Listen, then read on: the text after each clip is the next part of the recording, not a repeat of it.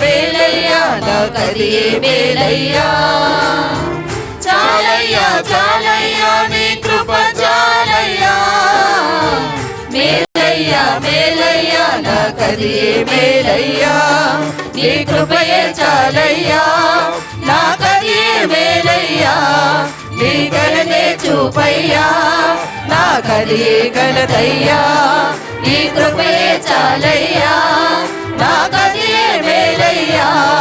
నీ దయనే చూపయ్యా నాకది మేలయ్యా. చాలయ్యా చాలయ్యా నీ కృప చాలయ్యా, మేలయ్యా మేలయ్యా నాకది మేలయ్యా. చాలయ్యా చాలయ్యా నీ కృప చాలయ్యా, మేలయ్యా మేలయ్యా నాకది మేలయ్యా.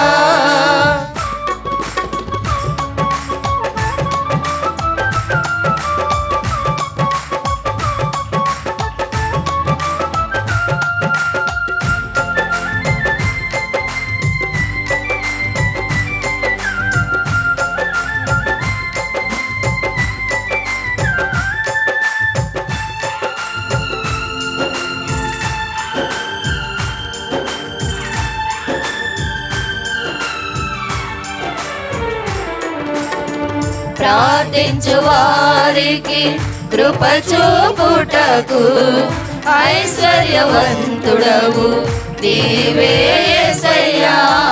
దుఃఖించు వారికి ఉల్లాస వస్త్రములు దయచేయు దేవుడవు నీవే యేసయ్యా.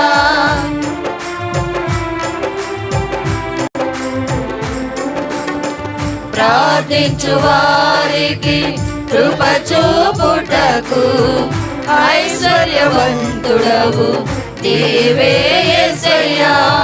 దుఃఖించు వారికి ఉల్లాస వస్త్రములు దయచేయు దేవుడవు నీవే యేసయ్యా. ప్రేమించి మన్నించి రక్షించు వాడవు, కరుణించి కృప చూపి కాపాడు వాడవు. ప్రేమించి మన్నించి రక్షించు వాడవు, కరుణించి కృప చూపి కాపాడు వాడవు.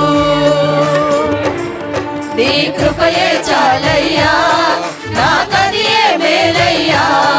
నీ దయనే చూపయ్యా నాకది గణదయ్యా. నీ కృపయే చాలయ్యా నాకది మేలయ్యా. నీ దయనే చూపయ్యా నాకది ఘనతయ్యా. చాలయ్యా చాలయ్యా నీ కృప చాలయ్యా, మేలయ్యా మేలయ్యా నాకది మేలయ్యా. చాలయ్యా చాలయ్యా నీ కృప చాలయ్యా, మేలయ్యా మేలయ్యా నాకది మేలయ్యా.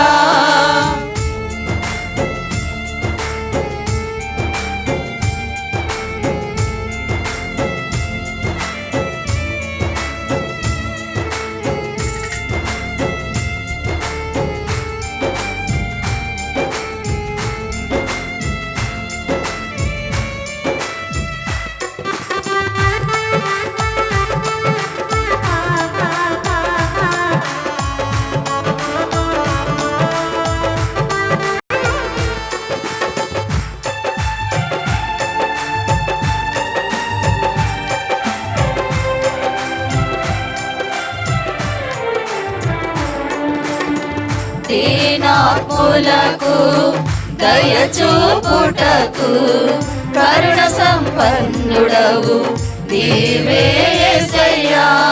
నిత్యమైన కృపతో వాత్సల్యము చూపి సమకూర్చువాడవు నీవే యేసయ్యా.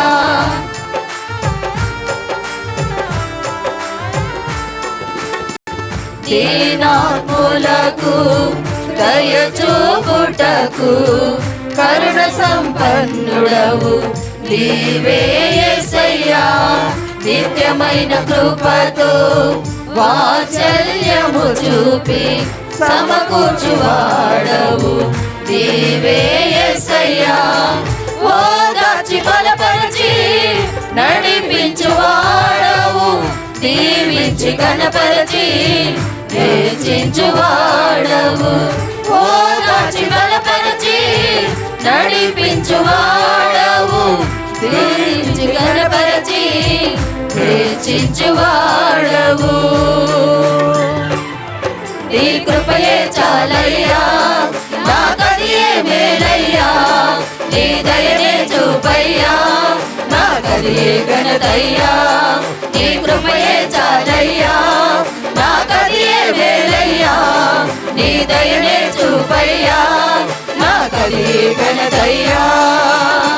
చాలయ్యా చాలయ్యా, నీ కృప చాలయ్యా. మేలయ్యా మేలయ్యా, నాకదియే మేలయ్యా.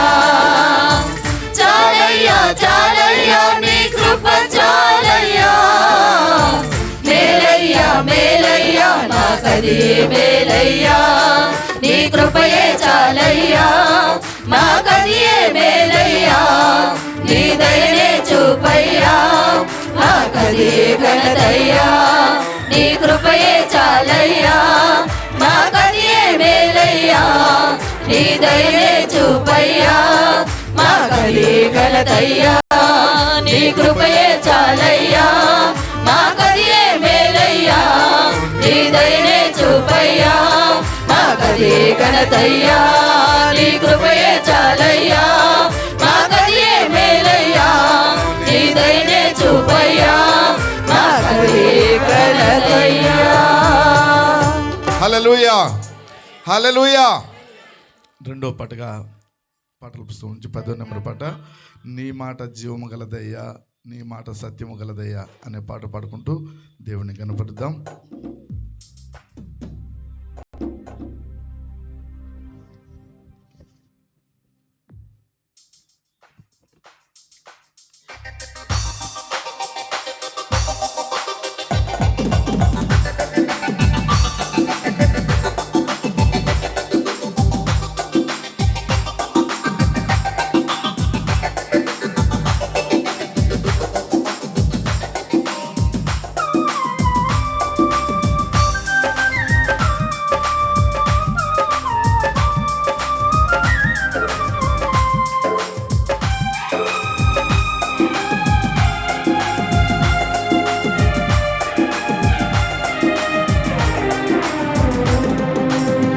మాట జీవము గలదయ్యా యేసయ్యా.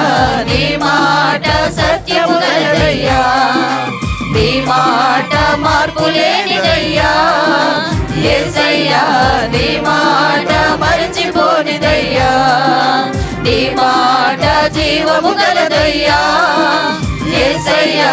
నీ మాట సత్యము గలదయ్యా. నీ మాట మార్పు లేనిదయ్యా యేసయ్యా. నీ మాట మరచిపోనిదయ్యా. ఏది మారినా నీ మాట మారదయ్యా. ఏది ఆగినా నీ మాట జరుగునయ్యా. ఏది మారినా నీ మాట మారదయ్యా.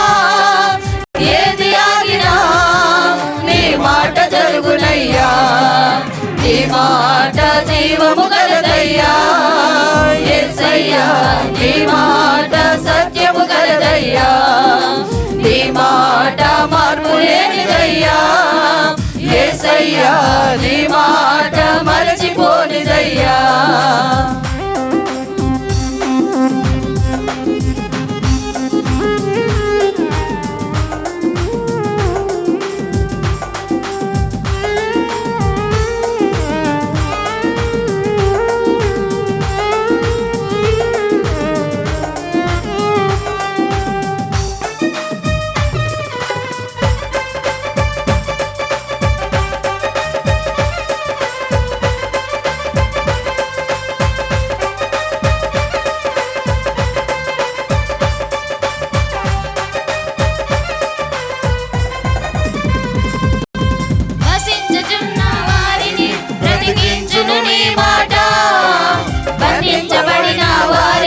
విడిపించును నీ మాట.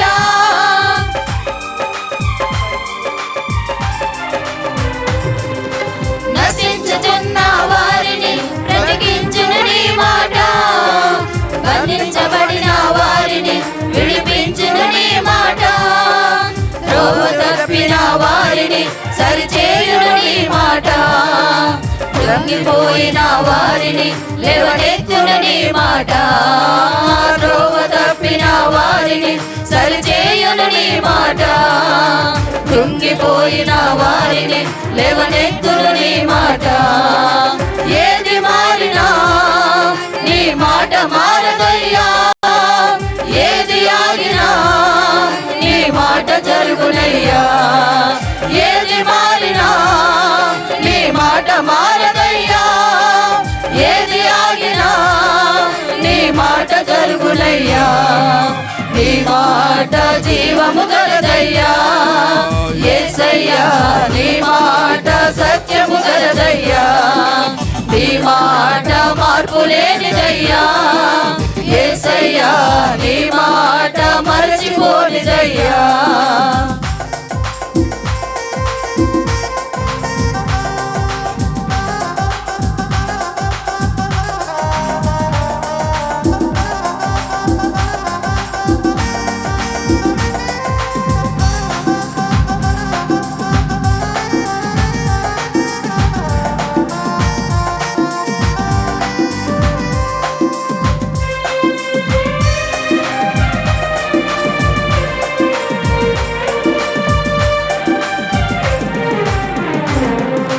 సింహాల బోనుల నుండి విడిపించును నీ మాట, అగ్నిగుండముల నుండి రక్షించును నీ మాట,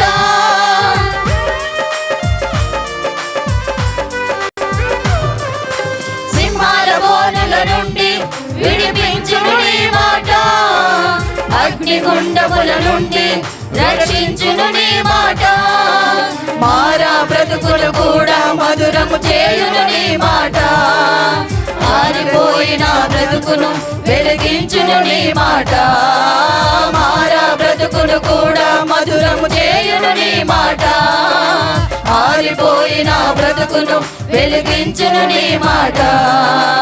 ఏది మారినా నీ మాట మారదయ్యా, ఏది ఆగినా నీ మాట జరుగునయ్యా, ఏది మారినా నీ మాట మారదయ్యా, ఏది ఆగినా నీ మాట జరుగునయ్యా. నీ మాట జీవము గలదయ్యా యేసయ్యా, నీ మాట సత్యము గలదయ్యా, నీ మాట మార్పు లేనిదయ్యా యేసయ్యా, నీ మాట మరచిపోనిదయ్యా, నీ మాట జీవము గలదయ్యా యేసయ్యా, నీ మాట సత్యము గలదయ్యా, నీ మాట మార్పు లేనిదయ్యా యేసయ్యా, నీ మాట మరచిపోనిదయ్యా. ఏది మారినా నీ మాట మారదయ్యా, ఏది ఆగినా నీ మాట జరుగునయ్యా, ఏది మారినా నీ మాట మారదయ్యా, ఏది ఆగినా నీ మాట జరుగునయ్యా, ఏది మారినా నీ మాట మారదయ్యా, ఏది ఆగినా నీ మాట జరుగునయ్యా, ఏది మారినా నీ మాట మారదయ్యా, ఏది ఆగినా నీ మాట జరుగునయ్యా, ఏది మారినా నీ మాట మారదయ్యా, ఏది ఆగినా నీ మాట జరుగునయ్యా. హల్లెలూయా, హల్లెలూయా. ఇంకొక మంచి పాట ఉంది, అయ్యగారికి ఇష్టమైన పాట అది. బైబిల్ అంటే తెలియాలి బాటసారి అనే పాట పాడుకొని దేవుని కనపడదాం. మన పాటల పుస్తకం నుంచి 26వ నెంబర్ పాట ఉంటుంది.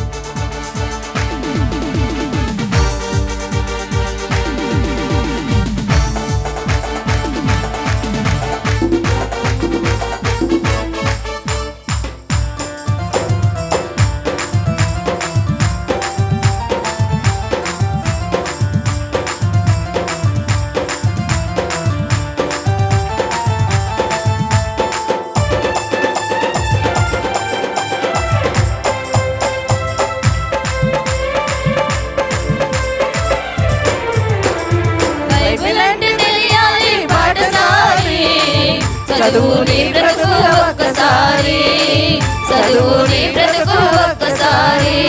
బైబిల్ అంటే తెలియాలి పాఠశాలి, చదువు నీ బ్రతుకులు ఒక్కసారి, చదువు నీ బ్రతుకులు ఒక్కసారి.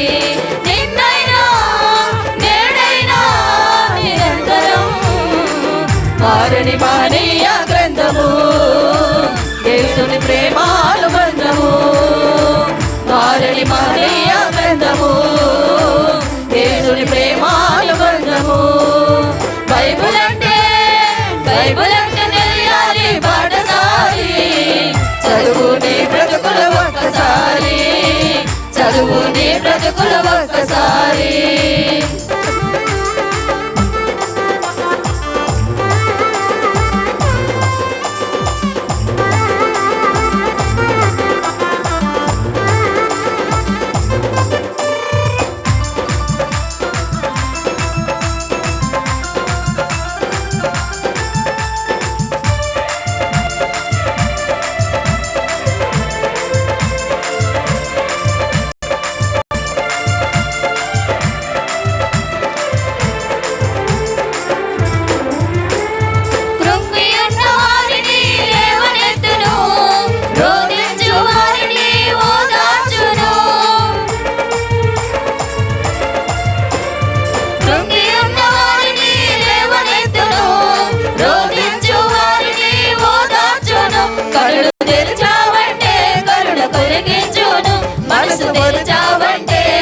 మురిపించును కళ్ళు తెరిచావంటే కరుణ కలిగించును, మనసు తెరిచావంటే మదిని మురిపించును. బైబిల్ అంటే తెలియాలి పాఠశాలి, చదువు నీ బ్రతుకులు ఒక్కసారి, చదువు నీ బ్రతుకులు ఒక్కసారి.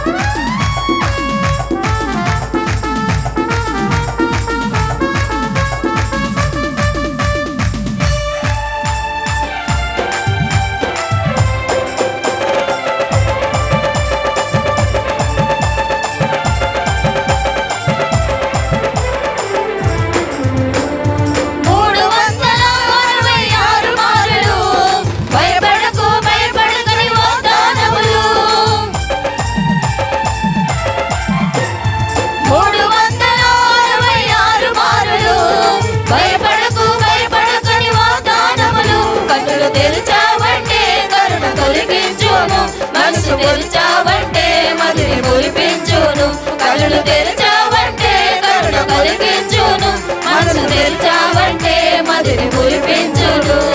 బైబిల్ అంటే తెలియాలి పాఠశాలి, చదువు నీ బ్రతుకులు ఒక్కసారి, చదువు నీ బ్రతుకులు ఒక్కసారి. బైబిల్ అంటే తెలియాలి పాఠశాలి, చదువు నీ బ్రతుకులు ఒక్కసారి, చదువు నీ బ్రతుకులు ఒక్కసారి. నిన్నైనా నేడైనా నిరంతరం మారని మహనీయ గ్రంథము, యేసుని ప్రేమానుబంధము. మారని మహనీయ గ్రంథము, యేసుని ప్రేమానుబంధము. బైబిల్ అంటే తెలియాలి పాఠశాలి, చదువు నీ బ్రతుకులు ఒక్కసారి, చదువు నీ బ్రతుకులు ఒక్కసారి, చదువు నీ బ్రతుకులు ఒక్కసారి, చదువు నీ బ్రతుకులు ఒక్కసారి, చదువు నీ బ్రతుకులు ఒక్కసారి, చదువు నీ బ్రతుకులు ఒక్కసారి. హల్లెలూయా, హల్లెలూయా. దేవునికి మహిమ కలుగును గాక. అందరం లేచినప్పుడు కొందాం, అందరం లేచినప్పుడు పడుకొని బైబిల్ గ్రంథం చేత పట్టుకొని కీర్తనలు 131, 132 దైవ సేవకులు తెలుగు పాస్టర్ ఫెలోషిప్ అడ్మిన్ గారు రత్నకుమార్ గారు వచ్చి పాస్టర్ రత్నరాజు గారు వచ్చి చదివి వినిపించాల్సిందిగా దేవుని పేట మనం చేస్తున్నాం.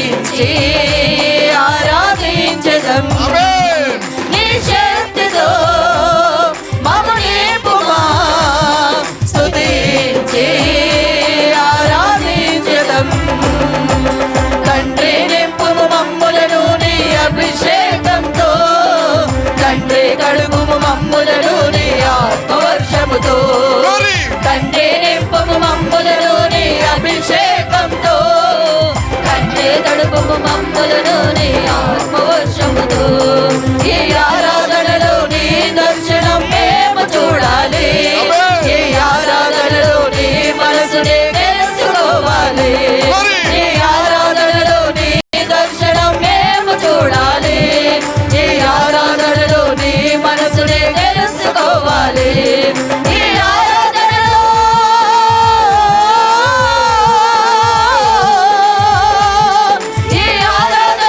నీ వాటినే తాకాలి ఈ ఆరాధనలో నీ శాంతినే పొందాలి ఈ ఆరాధనలో నీ కాంతినే తాకాలి ఈ ఆరాధనలో నీ శాంతినే పొందాలి తండ్రి నింపము మమ్ములను నీ అభిషేకంతో తండ్రి తడుపుము మమ్ములను నీ వర్షముతో తండ్రి నింపము మమ్ములను నీ అభిషేకంతో తండ్రి తడుపుము మమ్ములను నీ ఆత్మవర్షముతో నీ అధ్యక్షతలో మా పాపములు కరిగిపోవాలి నీ ప్రసన్నతలో రూపాంతరం మేము పొందాలి నీ ప్రత్యక్షతలో మా పాపములు కరిగిపోవాలి నీ ప్రసన్నతలో రూపాంతరం మేము పొందాలి నీ సన్నిధిలో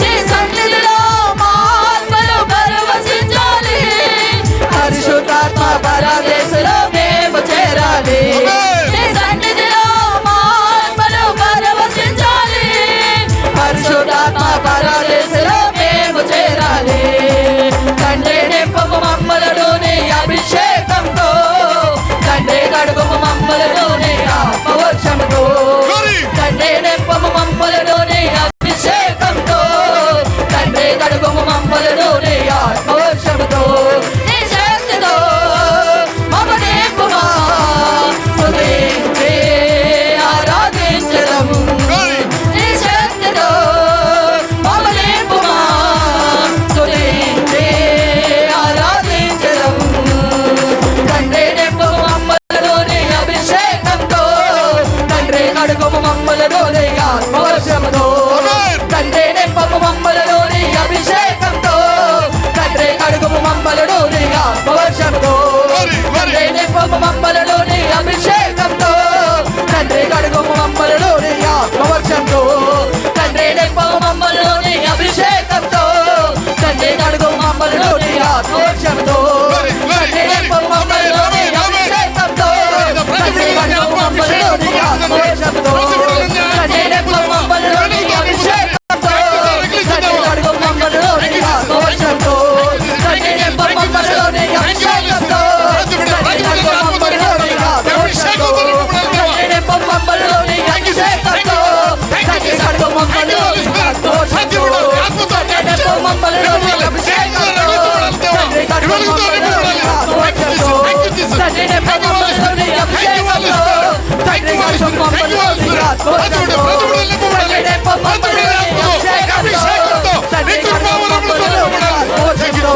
తండ్రి నింపము మమ్మలను నీ అభిషేకంతో తండ్రి కడుగుము మమ్మలను నీ ఆత్మవర్షంతో తండ్రి నింపము మమ్మలను నీ అభిషేకంతో తండ్రి కడుగుము మమ్మలను నీ ఆత్మవర్షంతో తండ్రి నింపము మమ్మలను నీ అభిషేకంతో తండ్రి కడుగుము మమ్మలను నీ ఆత్మవర్షంతో తండ్రి నింపము మమ్మలను నీ అభిషేకంతో తండ్రి కడుగుము మమ్మలను నీ ఆత్మవర్షంతో Thank you, Jesus.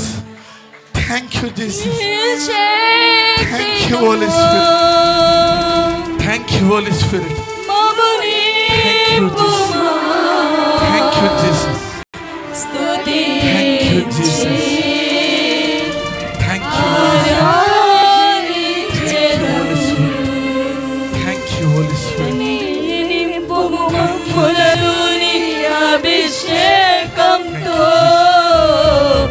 తండ్రి కడుగుము మమ్ములను నీ ఆత్మవర్షముతో Thank you, Jesus. ఎంత కృపగల దేవుడు తండ్రి, ఎంత దయగల దేవుడు దేవా, ఎంత ఎంత జాలిగల దేవుడు తండ్రి, ఎంత ప్రేమడు తండ్రి, పిలిచిన వెంటనే పలుకుతున్న దేవా స్తోత్రములు తండ్రి. ఇదిగోనైనా ఇక్కడ ఉన్న బిడ్డలందరినీ ప్రభువా నీ వెలుగుతో నింపుతున్న దేవా నీకు స్తోత్రములు తండ్రి. నీ పరిశుద్ధాత్మ వరములనైనా ప్రతి బిడ్డకు నువ్వు దయచేస్తున్న దేవా నీకు స్తోత్రములు తండ్రి. నీ కృపలోనైనా ప్రతి బిడ్డను జ్ఞాపకం చేసుకుని నీ కాపుదలనిచ్చి నీ భద్రతనిచ్చి నీ కృపలో వర్తిలింపజేస్తున్న దేవా నీకే స్తోత్రములు తండ్రి. నీకే స్తుతులు చెల్లిస్తున్నాం ప్రభా. ఎంత కృపగల దేవుడు తండ్రి, ఎంత దయగల దేవుడు దేవా, ఎంత జాలిగల దేవుడు తండ్రి. ఏమిచ్చి నీ రుణం తెచ్చుకోగలవరు తండ్రి. నీకు స్తుతి ఆరాధన తప్ప ఏమిచ్చి నీ రుణం తెచ్చుకోగలరు దేవా. ఇంతవరకు తండ్రి మాతోనే ఉన్నావు తండ్రి, మా మధ్యన ఉన్నావు దేవా. మా ఆరాధనపై నువ్వు ఆసీనుడు అయిన దేవా నీకే స్తుతి స్తోత్రాలు చెల్లిస్తూ నీకే ఘనత మహిమ ప్రభావం చెల్లిస్తూ యేసు పరిశుద్ధ నామం బట్టి ప్రార్థించి స్తుతించి ఈ చిన్ని ఆరాధన నీకు సమర్పించుకొనుచున్నాము పరమ తండ్రి. ఆమేన్. హల్లెలూయా, హల్లెలూయా, హల్లెలూయా. గట్టిగా డబ్బులు కొట్టి మన దేవుడిని కనపడదాం. Thank you Jesus, thank you Holy Spirit, thank you Jesus, thank you Holy Spirit. దేవునికి మహిమ కలుగును గాక. అందరం కూర్చుందాం. మన మధ్యన దైవ సేవకులు, అభిషక్తులు, ఈ మీటింగ్కు ముఖ్య కారకులైన రత్నకుమార్ అయ్య గారు ఉన్నారు. ఆయన స్టేజ్ మీదకి ఆహ్వానిస్తుండగా అందరం గట్టిగా తప్పట్లు కొట్టి దైవ సేవకుని స్టేజ్ మీదకి ఆహ్వానిద్దాం.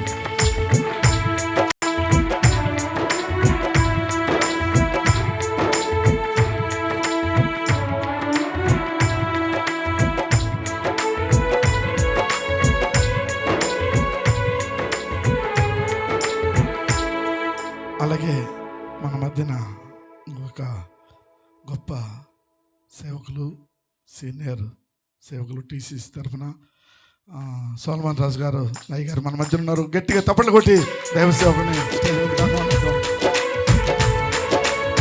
గట్టిగా తప్పట్లు కొడతాం అందరం కూడా.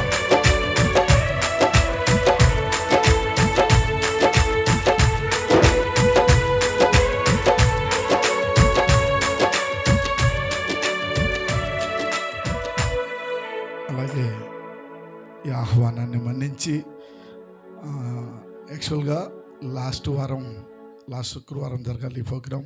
ఆ రోజు చాలామంది సేవకులు సిద్ధపడి ఉన్నారు. కానీ అనుకోని పరిస్థితుల్లో అందరికి తెలిసిన విషయమే వాయిదా వేయడం జరిగింది. యాక్చువల్గా ఈ వారం కూడా వద్దు, రేపు వారం అనుకున్నాం. బహుశా రేపు ఫ్లైట్ ఈరోజు నైట్కు యాక్చువల్గా అయ్యగారిది, రత్నకుమార్ అయ్య గారిది ఫ్లైట్ టికెట్ ఉంది. కానీ రేపు తెరుస్తారో ఎల్లుండి తెరుస్తారో, మళ్ళీ వచ్చే శుక్రవారం దాకా నేను ఉండన్నయ్యా, వచ్చిన కాడికి రాని మనం పెట్టేద్దాం, దైవ సేవకులను కొంతమందిని మన విజన్ తెలియజేద్దాం అన్నప్పుడు రాత్రికాల సమయంలోనే పాంప్లెట్ పెట్టడం జరిగింది. అయినా కూడా ఈ ఆహ్వానాన్ని మన్నించి మీ పనులు, మీ పరిస్థితులు అన్నీ పక్కన పెట్టి విచ్చేసిన ప్రతి దైవ సేవకుడికి, విశ్వాసులకు, సంఘ పెద్దలందరికీ కూడా మరొకసారి మా తెలుగు పాస్టర్ ఫెలోషిప్ తరఫున నిండు వందనాలు తెలియజేస్తున్నాం. అయ్యగారికి ఈ సమయాన్ని అప్పచెప్తున్నాం.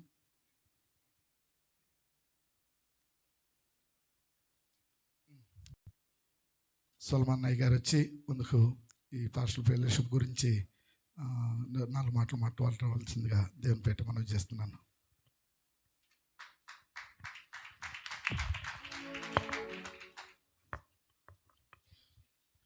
దేవుని పరిశుద్ధ నామమునకు మహిమ కలుగును గాక. ప్రియులరా, ముఖ్యంగా ఈ దిన సమావేశానికి ముఖ్య కారకులైన డాక్టర్ జోసెఫ్ రెడ్డి గారికి, అదే సమయంలో మన అతిథి వర్తమానికి ఆహ్వానించిన విధానాన్ని బట్టి కూడా నా హృదయపూర్వకమైన కృతజ్ఞతా వందనాలు తెలియజేస్తున్నాను. ఈ ప్రత్యేక కార్యక్రమానికి ప్రాముఖ్యులుగా బ్రదర్ రత్నకుమార్ గారు, ఆయన పరిచర్య మాకు చాలా కాలంగా తెలుసు, పరిచయమైన అట్ ద సేమ్ టైం మా సంఘ స్థాపకులైన అపోజిట్ డాక్టర్ లివింగ్స్టన్ గారి యొక్క మన్ననలు ఆయన పొందుకోగలిగారు. ఆ విషయంలో నేను ఎంతో సంతోషిస్తున్నాను. ఎందుకంటే పిల్లరా, ఆయనతో కూర్చుని మేమందరం మాట్లాడుకునేటప్పుడు ఒకసారి ఆయన అంటున్నారు, రత్నకుమార్, దేవుని వాక్యంలో నాకంటే నువ్వు చాలా ఉన్నతమైన స్థానంలో ఉన్నావా అంటే నేను షాక్ అయ్యాను. అరే, ఆయన ఎంత వయసులో పెద్దవారు, ఎంత పరిచర్య చేశారు, రత్నకుమార్ గారిని ఆత్మీయలో వాక్యంలో నువ్వు ఎంత నాకంటే గొప్పగా ఉన్నావు అంటే హౌ ఫార్ అని థింక్ చేయటం మొదలుపెట్టా.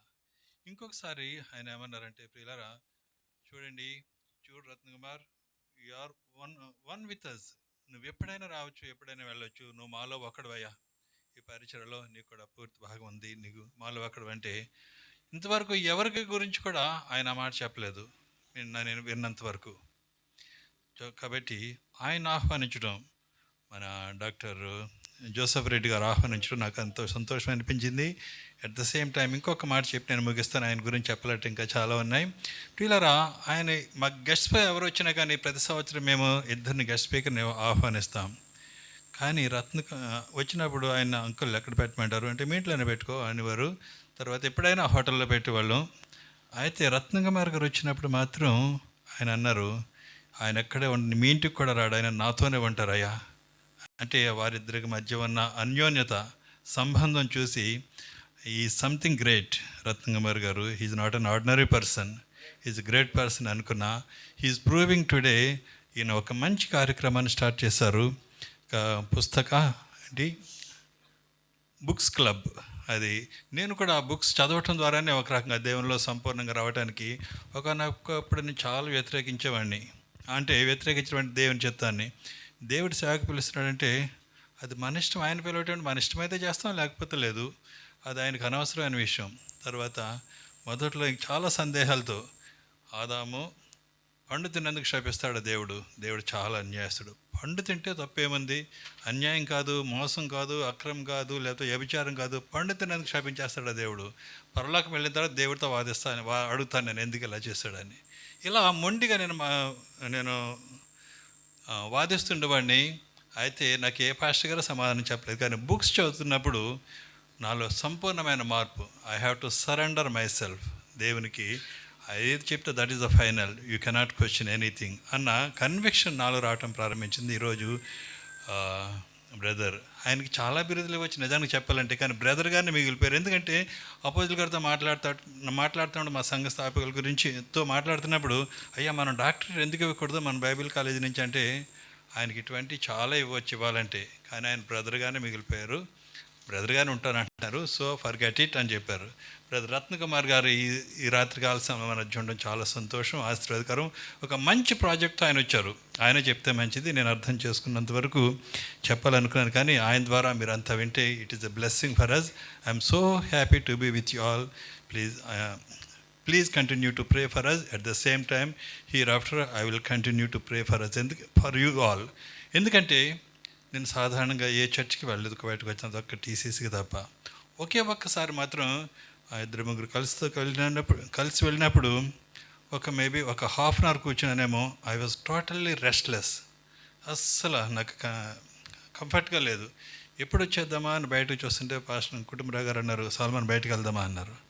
బయటకు వచ్చిన తర్వాత ఎందుకు అడగవంటే నీ ముఖం చూస్తే అనిపించింది నువ్వు రెస్ట్లెస్ అనిపించింది, అందుకే తీసుకొచ్చేసాను. నిజంగా రెస్ట్లెస్ అయ్యా అక్కడికి వచ్చినంతసేపు. కానీ ఇక్కడికి వచ్చిన తర్వాత ఐఎమ్ సో హ్యాపీ. పరిశుద్ధాత్మ యొక్క ప్రసన్నత ఇక్కడ చూడగలిగాను. I'm quite comfortable. How the choir is singing, ఆత్మతో నింపబడి వారు పాటలు పాడటం, ఇక్కడ చక్కని నడిపింపు. I'm really comfortable. I appreciate doctor Joseph Reddy గారిని అప్రిషియేట్ చేస్తున్నాను. దేవుడు మీ పరిచయం దీవించును గాక. ఆమేన్. దేవునికి మహిమ కలుగును గాక. చాలా సంతోషం అయ్యగారు ఇక్కడ వచ్చి నిజంగా మాట చెప్పడం మాకు ఎంతో ఆనందంగా ఉంది. మరి ముఖ్యంగా 2 మాటలు రత్నకుమార్ అయ్య గారి గురించి కానీ, అలాగే మన మధ్యలో లేను క్రిస్తేసులు లివింగ్స్టన్ గారి గురించి 2 మాటలు జ్ఞాపకం చేసుకుంటున్నాను నా మనసులో ఉన్న మాటలు. ఎందుకంటే మొదటగా రత్నకుమార్ అయ్య గారి గురించి చెప్తాను. ఆయన నాకు దగ్గర 10 సంవత్సరాల పరిచయం. మా పాత బేస్మెంట్లో 2 నెలలు మా కాడే ఉన్నాడు. మా మనసులు ఎరిగాడు, నా సాక్ష్యం విన్నాడు. నా సాక్ష్యం విన్న తర్వాత, అయ్యగారు నీ సాక్ష్యం నువ్వు చెప్తే వినేవారే కాకుండా అనేక మందికి నీ సాక్ష్యం తెలియాలి, నీది చాలా గొప్ప సాక్ష్యం, చాలామంది సేవకులకు ఈ రోజుల్లో లేనిది సాక్ష్యం, కానీ నీకు దేవుడు ఇంత గొప్ప సాక్ష్యాన్ని కృపనిచ్చున్నాడు అంటే అదేంటో నాకు తెలియదు అయ్యగారు.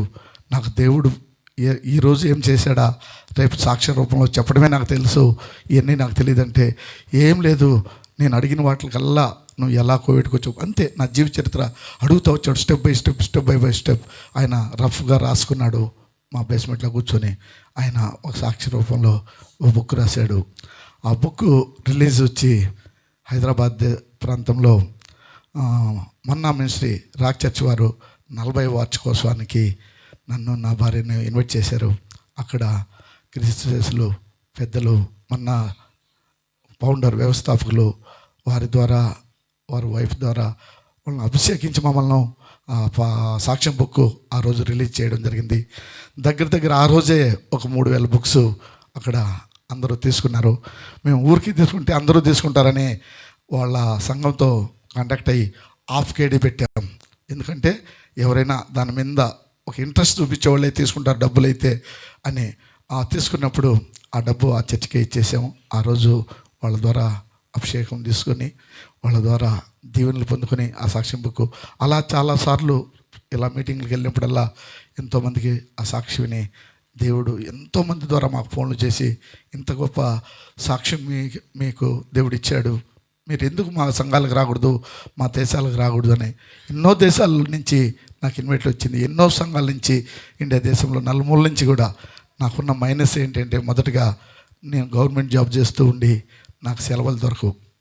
ఇదే మాట లివిష్నయ్ గారు కూడా ఎన్నో సందర్భాల్లో ఆస్ట్రేలియాకి వెళ్ళినప్పుడు కానీ ఇంకా అనేక దేశాల్లో, ఇప్పుడు మనం వెళ్ళాం ఇది బహ్రెయిన్కి, ఆ గ్రూప్కి వెళ్ళినప్పుడు తెలిసింది అయ్యగారు పిలిచిన వెంటనే నేను పోయింటే ఇంకా ఆత్మీయ జీవితంలో నేను ఎంత బలపడిందనో, ఆయన పిలిచిన వెంటనే నేను పోయింటే నా జీవితంలో ఇంకా ఎన్ని కార్యక్రమాలు నేను చేసిందనని నిజంగా ఒక వ్యక్తిని నిలబెట్టుకొని ఒక సామాన్యంగా కోవిడ్ దేశానికి జీవనోపాధి నిమిత్తం వచ్చిన ఒక సేవకుడుగా తయారు చేసి నిలబెట్టి ప్రపంచ దేశాలని ఒక చోట చేర్చగల గొప్ప భాగ్యాన్ని లివిష్నయ్ గారికి ఇచ్చారని ఆ మీటింగ్స్కి వెళ్ళి ఎంత సంతోషపడ్డానో ఎంత బలపడ్డానో నాకు తెలుసు.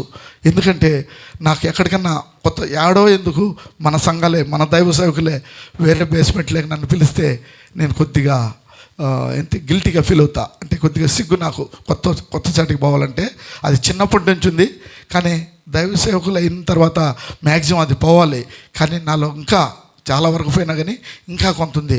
కానీ అక్కడ ఎన్ని పరిస్థితులు చూసిన తర్వాత అందులో వచ్చిన సేవకులు కూడా చాలామంది మనం కోవిడ్కి పిలిపించిన వారే, మన ఆతిథ్యం పొందిన వారే. వాళ్ళు ఉండటంలో ఆడేదో నాకు పెద్దగా ఫీలింగ్ రాలా, నేనేదో కొత్త చోటకు వచ్చాను అనే ఫీలింగ్ రాలా. అంతా నా సేవకులు కదా, అంతా నా కుటుంబమే కదా అనే ఒక ఫీలింగ్ ఉండింది. నిజంగా ఇస్ గ్రేట్, చాలా అద్భుతం. అయ్యగారు ఎక్కడెక్కడ ఏ దేశంలో కార్యక్రమాలు చేశారో ఆ టీవీ మీద వేసినప్పుడైతే నేను ఇంకా ఆనంద పొందాను. అదే మాట అయ్యగారికి, రత్నకుమార్ అయ్యగారికి నేను చెప్పుకున్నాను. అయ్యగా ఎంత నేను మిస్ అయ్యానో ఇన్నేళ్ళు ఆయన పిలిచినప్పుడల్లా పోవడానికి. అయ్యగారి నోట్లోంచి ఎప్పుడు ఫోన్ చేసినా నాకు ఒక మాట అండి, జోసఫ్ రెడ్డి నువ్వు కోవిడ్ దేశానికే కాదయ్యా, నువ్వు రావాలయ్యా మాతో పాటు, మనం అందరం కలిసి చేయాలయ్యా అంటే నేను ఒకటే మాట చెప్పి, క్షమించయ్య గారు మీరు పెద్దలు, మీరు ఫోన్ చేశారు కానీ నేను రాలేని పరిస్థితి. నా పరిస్థితి మీరు అనుకున్నట్టు కాదు. మీరంటే బయట ఫ్రీగా ఉన్నారు, దేవుని సేవలోనే ఉన్నారు. నాకు అది కాదు. మొట్టమొదటిగా నా ప్రాబ్లం గవర్నమెంట్ జాబ్, రెండవదిగా నా ప్రాబ్లం బిజినెస్లు, మూడవదిగా నేను ఒంటరివాడిని. ఏ పనిలో అయినా నేను అడుగు పెడితేనే పని జరుగుతుంది, నా వెనకుండి చేసేవాళ్ళు నాకెవరు లేరు అని చెప్పేవాడిని. కానీ అక్కడికి వెళ్ళిన తర్వాత అయ్యగారితో కూర్చొని కొన్ని డిస్కస్ చేశాను.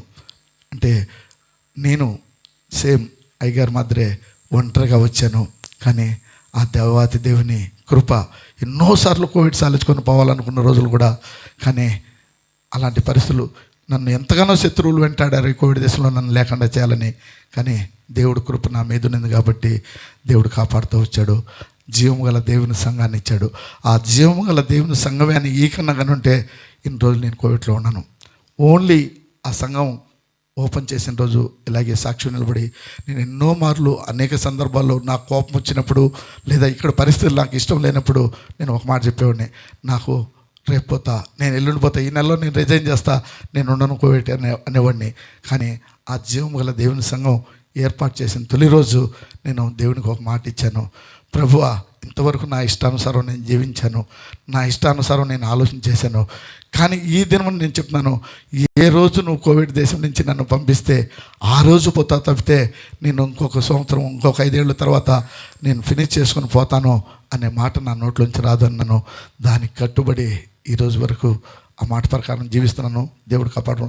ఎందుకంటే చాలా పరిస్థితులు, నా కుమారుడు కానీ నా పరిస్థితులు, వద్దు ఈ కోవిడ్ వద్దు, ఈ సేవ వద్దు, ఈ బిజినెస్లు వద్దు, మనకేం కర్మ, వాళ్ళకాడ వీళ్ళకాడ మాటలు పడ్డం, మనం వెళ్ళిపోదాం అన్న రోజులు నేను నా కుమారుడికి కూడా చెప్పిన మాట ఒకటే, నాన్న నేను ఈ మనుషుల కోసం, ఈ బిజినెస్ల కోసం, ఇంకొకదాని కోసం నేను నిలబడలేదేడా, దేవునికి నేను మాట ఇచ్చాను, ఆ మాట కొరకు నిలబడి ఉన్నానని నేను నా బిడ్డలకు కూడా నేను సంజాయించుకొని చెప్పడం జరిగింది.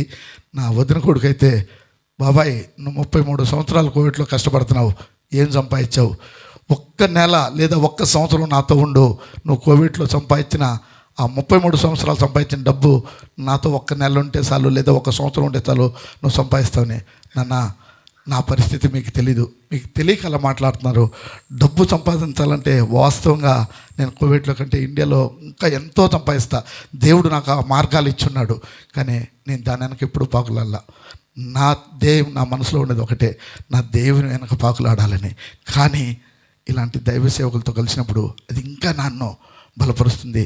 మొన్న బహ్రెయిన్ ప్రాంతం వెళ్ళినప్పుడు ఇంకా ఎన్నో దేవుడు నా మైండ్లో, నా ఆలోచనలో ఇచ్చాడు. ఒరే, ఒక మనిషి అనుకుంటే ఇంతవరకే కాదు, ఎంతైనా చేయొచ్చు అనేది నిజంగా ఆ దినమున నేను అక్కడ నిర్ణయించుకున్నాను. అందుకే అక్కడి నుంచి వచ్చిన దేవుని చిత్తం ఆ రోజు కూడా రావడం, ఓన్లీ ఈ మీటింగ్ కోసమే ఆ రోజు వచ్చాను. లేదంటే మరుసటి అందరితో పాటు సాయంత్రం రావాలనుకున్నాను. కానీ ఒరే అయ్యగారి మీటింగ్ ఉంది, నేను పోయి అక్కడ కొన్ని ఏర్పాట్లు చేయాలా, భోజనాలు సిద్ధపరచాలా అని ఆ రోజు నైట్ నేను వచ్చాను. నైట్ ఆడుండి ఏం ప్రయోజనం, నేను నైట్ వచ్చేస్తే ఉదయం వస్తే ఇక్కడ పనులు చేయొచ్చనే ఆ ఉద్దేశంతో. కానీ దేవుని మహాకృప, మీ అందరి ప్రార్థన, మేము క్షేమంగా వచ్చాం. కానీ మాతో పాటు వచ్చిన వారు కొంతమంది అక్కడ ఉన్నారు, వారి కొరకు ఎల్లవెల్లా ప్రార్థన చేస్తున్నాం. దేవుడు ఇక్కడ మంచి వాతావరణాన్ని ఇచ్చి, మంచి పరిస్థితులు ఇచ్చి, వారు కూడా వాళ్ళ గృహాలు చేరాలని, ఈ కోవిడ్ దేశంలో ఇంకా ఘనమైన పరిచర్య చేయాలని మనస్ఫూర్తిగా ఆశపడుతున్నాం, ప్రార్థన చేస్తున్నాం. మరి ముఖ్యంగా అయ్యగారు గురించి ఒక మాట చెప్పారు. లివిషన్ అయ్యగారు ఆయన ఎంతగా ప్రేమించారు. అదే ప్రేమ తొలిసారి లివిషన్ అయ్యగారు ఆయన పిలిచినప్పుడు అయ్యగారు చాలా పెద్ద మనసుతో నాకు ఫోన్ చేశాడు. ఏమని, అయ్యగారు ఈ మాదిరి లివిషన్ అయ్యగారు నన్ను ఆహ్వానిస్తున్నాడు, నేను రావచ్చా అని. అదేంటి అయ్యగారు ఆ మాట అంటావంటే, లేదు ఒకసారి మీ ద్వారా వచ్చాను కదా, మీరు నాకెంతో ఆతిథ్యం ఇచ్చారు కదా, నేను మిమ్మల్ని అడగకుండా రావడం శ్రేయస్కరం. అంటే మీరు వచ్చేదే మాకు సంతోషం, నిన్ను మళ్ళా ఒకసారి నిన్ను చూసే కృప నాకు దేవుడు ఇస్తాడు, రాండే గారు. నాకు అలాంటి భేదాలు లేవని, ఏ రోజు నాకు అలాంటివి లేవు. ఆయనకి తెలుసు ఆ మనసు. ఎందుకంటే ఇక్కడికి వచ్చిన సేవకులు ఎన్నో మార్లు పెద్ద సేవకులు కూడా వచ్చి ఉంటారు. లివిషన్ ఫోన్ చేసి, జోసఫ్ రెడ్డి నాకు ఆ సేవకుడు కావాలా, నాకు ఎప్పుడు అంచు పరిచయం అంటే, అయ్యగారు మీరు అడిగితే నేను పంపినా అనేవాడిని, ఎప్పుడు పంపించానని. కానీ ఆయనకున్న మైనస్ ఏంటంటే, నేను అడిగితే ఆయన ఎప్పుడు పంపించేవాడు కాదు. అది మా ఇద్దరిలో అప్పుడప్పుడు డిస్కషన్ జరుగుతూ వచ్చేది. అయ్యగారు నువ్వు ఏది అడిగినా నేను కాదన్నావు, నేను అడిగితే మటుకు నువ్వు కాదంటావు అనేవాడిని. అది ఒక వేరే విషయం. అది అంటే వాళ్ళకున్న కట్టుబాట్లు అయి ఉండొచ్చు బహుశా. ఆ విషయం ఒక్క విషయంలో బాధపడిన రోజులు ఉన్నాయి, ఎదురుగా ఆయనతో అన్ని రోజులు కూడా ఉన్నాయి నేను, అది వేరే విషయం. మరి ఇంకొక మాట ఏంటంటే, బ్రదర్ ఇందాక అయ్యగారు ఆయన నోపుకులు రాశారు. రాత్రి వరకు కూడా నాకు ఆయనకి ఇంగ్లీష్ రాదనే విషయం నాకు తెలియదు. ఎందుకంటే ప్రపంచ దేశాలు తిరుగుతున్నాడు కదా, అన్ని భాషలు వచ్చి ఉంటాయేమో అనుకున్నారు రత్నకుమార్ గారికి. ఆడ ఒక ప్రింటింగ్ అబ్బాయి వచ్చిండే, హిందీలో మాట్లాడమంటే నాకు హిందీ రాదన్నాడు. అయితే ఇంగ్లీష్లో మాట్లాడు అన్నా, నాకు ఇంగ్లీష్ కూడా రాదన్నాడు. ఆశ్చర్యపోయినా, నీకు నాకు ఏం పెద్దగా తేడా లేదనుకున్నా. అంటే నేను ఇన్ని రోజులు మైనస్ ఆలోచన చేసేది, నాకు పెద్దగా ఇంగ్లీష్ రాదు కదా, నేను బయట దేశాలకు వెళ్తే ఎలా అని అనుకునేవాడిని. కానీ రాత్రి అనుకున్న తర్వాత ఇంగ్లీష్ రాకపోయినా, హిందీ రాకపోయినా ప్రపంచ దేశాల్లో సేవ చేయొచ్చని ఆయన చూసిన తర్వాత నాకు రాత్రి అనిపించింది, నా మీద నాకు ఒకరు ధైర్యం ఏర్పడింది. అది ఇందాక అయ్యగారు అన్నారు డాక్టర్ అని, దయవుంచి ఇంకెప్పుడు నన్ను అనవద్దు, నేను చాలా చిన్నోడిని, చాలా నాకు డాక్టర్లు పాస్టర్లు అవి కాదు. నాకేంటి, నా ధ్యేయం ఏంటి, నా తలంపు ఏంటంటే 10 మందికి దేవుని వాక్యాన్ని పంచిపెట్టాలి, చేతనైతే 10 మందికి సహాయపడాలి. ఇదొక్కటే. ఎక్కడ కూడా నన్ను రాత్రి అయ్యగారు కూడా మీరు అన్నమాట అన్నారు, అయ్యా మీకు ఇంత సాక్ష్యం ఉంది, ఇంత సేవ చేస్తున్నారు, ఇంతమందికి మీరు సహకారంగా ఉన్నారు, నా కళ్ళారా చూస్తున్నాను, మీకు ఒక డాక్టరేట్ కావాలంటే దయవుంచి ఆ మాట అనద్దు, నాకు అట్ట డాక్టరేట్లు నాకు అవసరం లే. నాకు కావాల్సింది నా దేవుడు నన్ను 10 మంది నా కొరకు ప్రార్థన చేసేవాళ్ళు కావాలి, నేను 10 మందికి దేవుని వాక్యాన్ని బోధించేట్టుగా. ఎక్కడ కూడా ఈ స్టేజ్ ఫీలింగ్ అనేది లేకుండా ప్రపంచ దేశాల్లో దేవుని సువార్త, ఎందుకంటే దేవుడు నాకు వాగ్దానం ఇచ్చాడు, నిన్ను యాషియా ఖండం అంతా వ్యాపింపజేస్తానని దేవుడు వాగ్దానం ఇచ్చాడు నాకు. ఆ వాగ్దానాన్ని బట్టి ప్రార్థన చేస్తున్నా. ఎలా ముందుకు వెళ్ళాలో తెలియలే నాకు. కానీ బెహ్రెయిన్ టూర్ వల్ల కానీ, లేదా అయ్యగారు ఈ గ్రూప్లో చేరు, నాతో పాటు ప్రపంచ దేశాల్లో నువ్వు తిరగాలి, ప్రపంచ దేశాల్లో నువ్వు దేవుని మాటలు చెప్పాలి, అలాగే నీ సాక్ష్యం చెప్పాలి అన్నప్పుడు, ఒరే ఎవరో ఒకరి ద్వారా దేవుడు మార్గం సరళం చేస్తాడు. అది బహుశా అయ్యగారి ద్వారా నన్ను బయట దేశాలకు దేవుడిచ్చిన వాగ్దానాన్ని నెరవేర్చేదానికి దేవుడు ఈయన్ని పరిచయం చేశాడేమో అని అనుకున్నాం. చాలామంది పరిచయాలు అప్పుడు మనకు తెలీదు. చాలామంది మన సంఘంలోకి కూడా వస్తూ ఉంటారు, వెళ్తూ ఉంటారు, మనం పట్టించుకోం. కానీ నా తలంపు ఏంటంటే, ఏ బిడ్డ ద్వారా ఏ కార్యాలు జరిగిస్తాడో తెలీదు. ఏ బిడ్డను పట్టుకొని ఒకప్పుడు నన్ను ఆత్మీయ జీవితంలోకి నడిపించిన దైవ సేవకులు 2 ఉన్నారు. ఆ 2 కూడా నన్ను ఒకానొక టైంలో వదిలేశారు, నిజంగానే వదిలేశారు. అప్పుడు అయ్యగారు అన్నట్టు ఆయా సంఘాలు, ఈవెన్ టీసీసీ, ఈవెన్ అప్పుడు ఆంధ్ర క్రైస్తవ సంఘం ఏదో ఒకటి ఉండింది, ఆడ కాదు ఇంకా కొన్ని సంఘాలు, అప్పట్లో ఒక 4-5 సంఘాలు ఉంటే ఎక్కడికి వెళ్ళాలో తెలియక దేవుడు సన్నిధికి వెళ్ళాలనే ఒక ఉద్దేశంతో వెళ్ళాం. మాకు ఎక్కడ కంఫర్టబుల్ అనిపిలా, మాకు ఎక్కడ అక్కడ సంతోషం అనిపిలా. గాఢ కాక నేను నా భార్య ఒకటి నిర్ణయించుకున్నాం, ఎక్కడికి వెళ్ళొద్దు, దేవుడు మన ఇంట్లోనే ఉన్నాడు, దేవుని సన్నిధి మన ఇంట్లోనే ఉంది, మనం ప్రార్థన చేసుకున్నామని. నేను బయటికి డ్యూటీ పోయి వస్తే నా భార్య అమ్మలు కూర్చొని ప్రార్థన చేసుకుంటూనే ఉండేది. అందరి గురించి ప్రార్థన చేస్తూ ఉంటే నేను బయటపడిన కష్టాలన్నీ మర్చిపోయేవాడిని. చూడు నా భార్య అనేక మంది కొరకు ప్రార్థన చేస్తుందని సంతోషపడేవాడిని.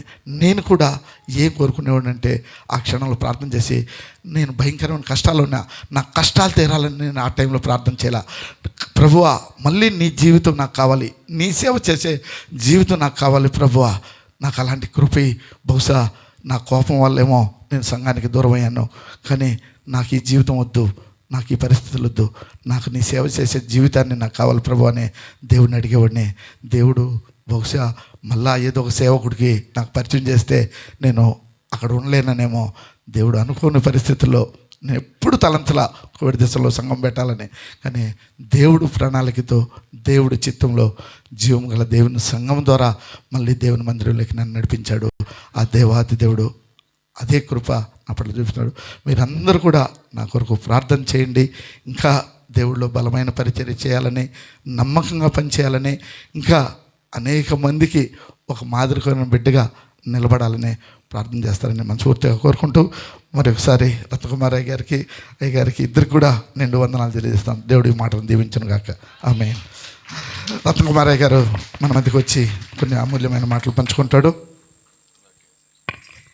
దేవునికి స్తోత్రం, అందరికీ వందనాలు. మరి ఈ అవకాశం ఇచ్చి ఈ ప్లాట్ఫారం కలుగు చేసి మరి మనందరినీ ఈ ఒక తాటికి తీసుకొచ్చిన గౌరవనీయులు మరి జోసఫ్ రెడ్డి గారికి, అలాగే మరి నన్నెంతో ప్రేమించి మరి ఇక్కడికి వచ్చిన సహోదరులు, సీనియర్ సంఘ కాపరి సక్సెసర్ గారైన సాల్మన్ రాజు గారికి నా హృదయపూర్వక వందనాలు. అలాగే వచ్చిన దైవజనులందరికీ మీ అందరికీ వందనాలు. నేను ఈరోజు కువైట్లో దైవజనులతో మాట్లాడుతున్నాను. విశ్వాసులు ఉండొచ్చు, విశ్వాసులు వినండి, బట్ నా టార్గెట్ దైవజనులు. దేవుడు నన్ను 3 కారణాలు పంపించాడు. నా సేవ ఇప్పుడు ఇవన్నీ నేను చెప్పలేను, కువైట్ ఇవన్నీ అంత అయిపోయింది.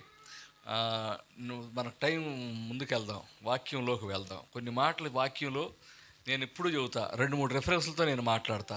ఎవరు ఎదురు చెబుతానికి వీల్లేదు, భూమి మీద ఎవరు మాట్లాడకూడదు. ఇద్దరు ముగ్గురు సాక్షులను బట్టి ఒక విషయం స్థిరపరచమని పౌలు భక్తుడు చెప్పాడు. నేను నీకు 2-3 రెఫరెన్స్లు చూపించినప్పుడు దానికి లోబడాలంతే. నీకు కష్టంగా ఉందా, నీకు ఇష్టం లేదా, నాకు అవసరం లేదు. బైబిల్లో 2-3 సాక్షులను బట్టి లోబడాలి. ఒక విషయం స్థిరపరచమన్నాడంటే 2-3 రెఫరెన్స్లతో నేను మాట్లాడతా, 2-3 రెఫరెన్స్లు ఇస్తా. ఎవరు మాట్లాడటానికి వీల్లేదు భూమి మీద, ఎవరు మాట్లాడతానికి. భూమి కువైట్ కాదు, ఇండియా కాదు, భూమి మీద అంటున్నాను నేను. ఎందుకంటే అంత ధైర్యం నాకు దేవుడు ఇచ్చాడు. 2-3 సాక్షులు చాలా ఇంపార్టెంట్. అందుకే 2-3 రెఫరెన్స్లతో నేను మాట్లాడినప్పుడు దైవజనులు, సేవకులు ఖచ్చితంగా దీనికి లోబడాలని నేను తెలియజేస్తున్నాను. అది మీకు నచ్చిందా, మిమ్మల్ని సంతోషపెట్టిందా, మిమ్మల్ని మీకు ఉపయోగం ఏంటి, మీకు లాభం ఏంటి, ఇవేవి కూడా ఆలోచించాల్సిన అవసరం లేదు. కాబట్టి దయచేసి దేవుని బిడ్డలారా, మరి నేను ఈ ప్రాంతానికి వచ్చినప్పుడు కువైట్ ప్రాంతంలో ఈ కాన్సెప్ట్ మరి లివింగ్స్టన్ గారి ద్వారా ప్రారంభించబడింది అది. కాబట్టి అది దీన్ని వారు మరణించిన తర్వాత మరి ఇంకా కొంత ముందుకు తీసుకెళ్ళి ఇంకా ముందుకు ఈ కార్యక్రమం తీసుకెళ్లాలన్న ఉద్దేశంతో నేను ఇక్కడికి వచ్చాను. అయ్యగారిని అడిగినప్పుడు మరి జోసఫ్ రెడ్డి గారు ఎంతగానో ప్రేమించి నాకు వీసా మరి తీసి ఇక్కడికి తీసుకొచ్చి ఈ కార్యక్రమం ఏర్పాటు చేయాలి అని వారు ఇచ్చిన సపోర్టును బట్టి వారికి మరొకసారి వందనాలు తెలియజేస్తున్నాను. నన్ను 3 కారణాలతో దేవుడు నన్ను పంపించాడు. ఈ 3 కారణాలు ఏంటంటే, ఫస్ట్ పాయింట్, మొదటి కారణం, ప్రజలు దేవునితో అధిక సమయం గడపాలి. ఇది మొదటి పాయింట్. అధిక సమయం, ఇది ఇంపార్టెంట్, బాగా గుర్తుపెట్టుకోండి. అధిక సమయం నేను మాట్లాడుతుంది టైం స్పెండ్ చేయటం కాదు, గుర్తొచ్చినప్పుడు బైబిల్ చదవటం కాదు, బుద్ధి పుట్టినప్పుడు ప్రార్థన చేయటం కాదు. అధిక సమయం అనేది నేను మీకు వాక్యాధారాలతో చూపిస్తున్నాను. ఫస్ట్ రిఫరెన్స్ యోహాను సువార్త 21వ అధ్యాయము 15వ వచనాన్ని ఒకసారి చూడండి, ఏనండి నేను చెప్పేది. ఇండియా నుంచి వచ్చాను నేను, ఒక పై మాటలు చదవటానికి రాలేదు, ఏదో తేలిక మాటలో జోకులు వేయటానికి రాలేదు. ఒక సీరియస్ పాయింట్, మీరు చేయలేని పాయింట్ అది, మీరు అవిధేయత చూపే పాయింట్ అది. నేను క్లియర్గా చెబుతున్నాను. మీరు అవిధేయత చూపుతున్న విషయాన్ని నేను మీకు గుర్తు చేద్దామని వచ్చాను. మీరు అవిధేయత చూపుతున్నారంటానికి 3 రెఫరెన్స్లు నేను ఇస్తా.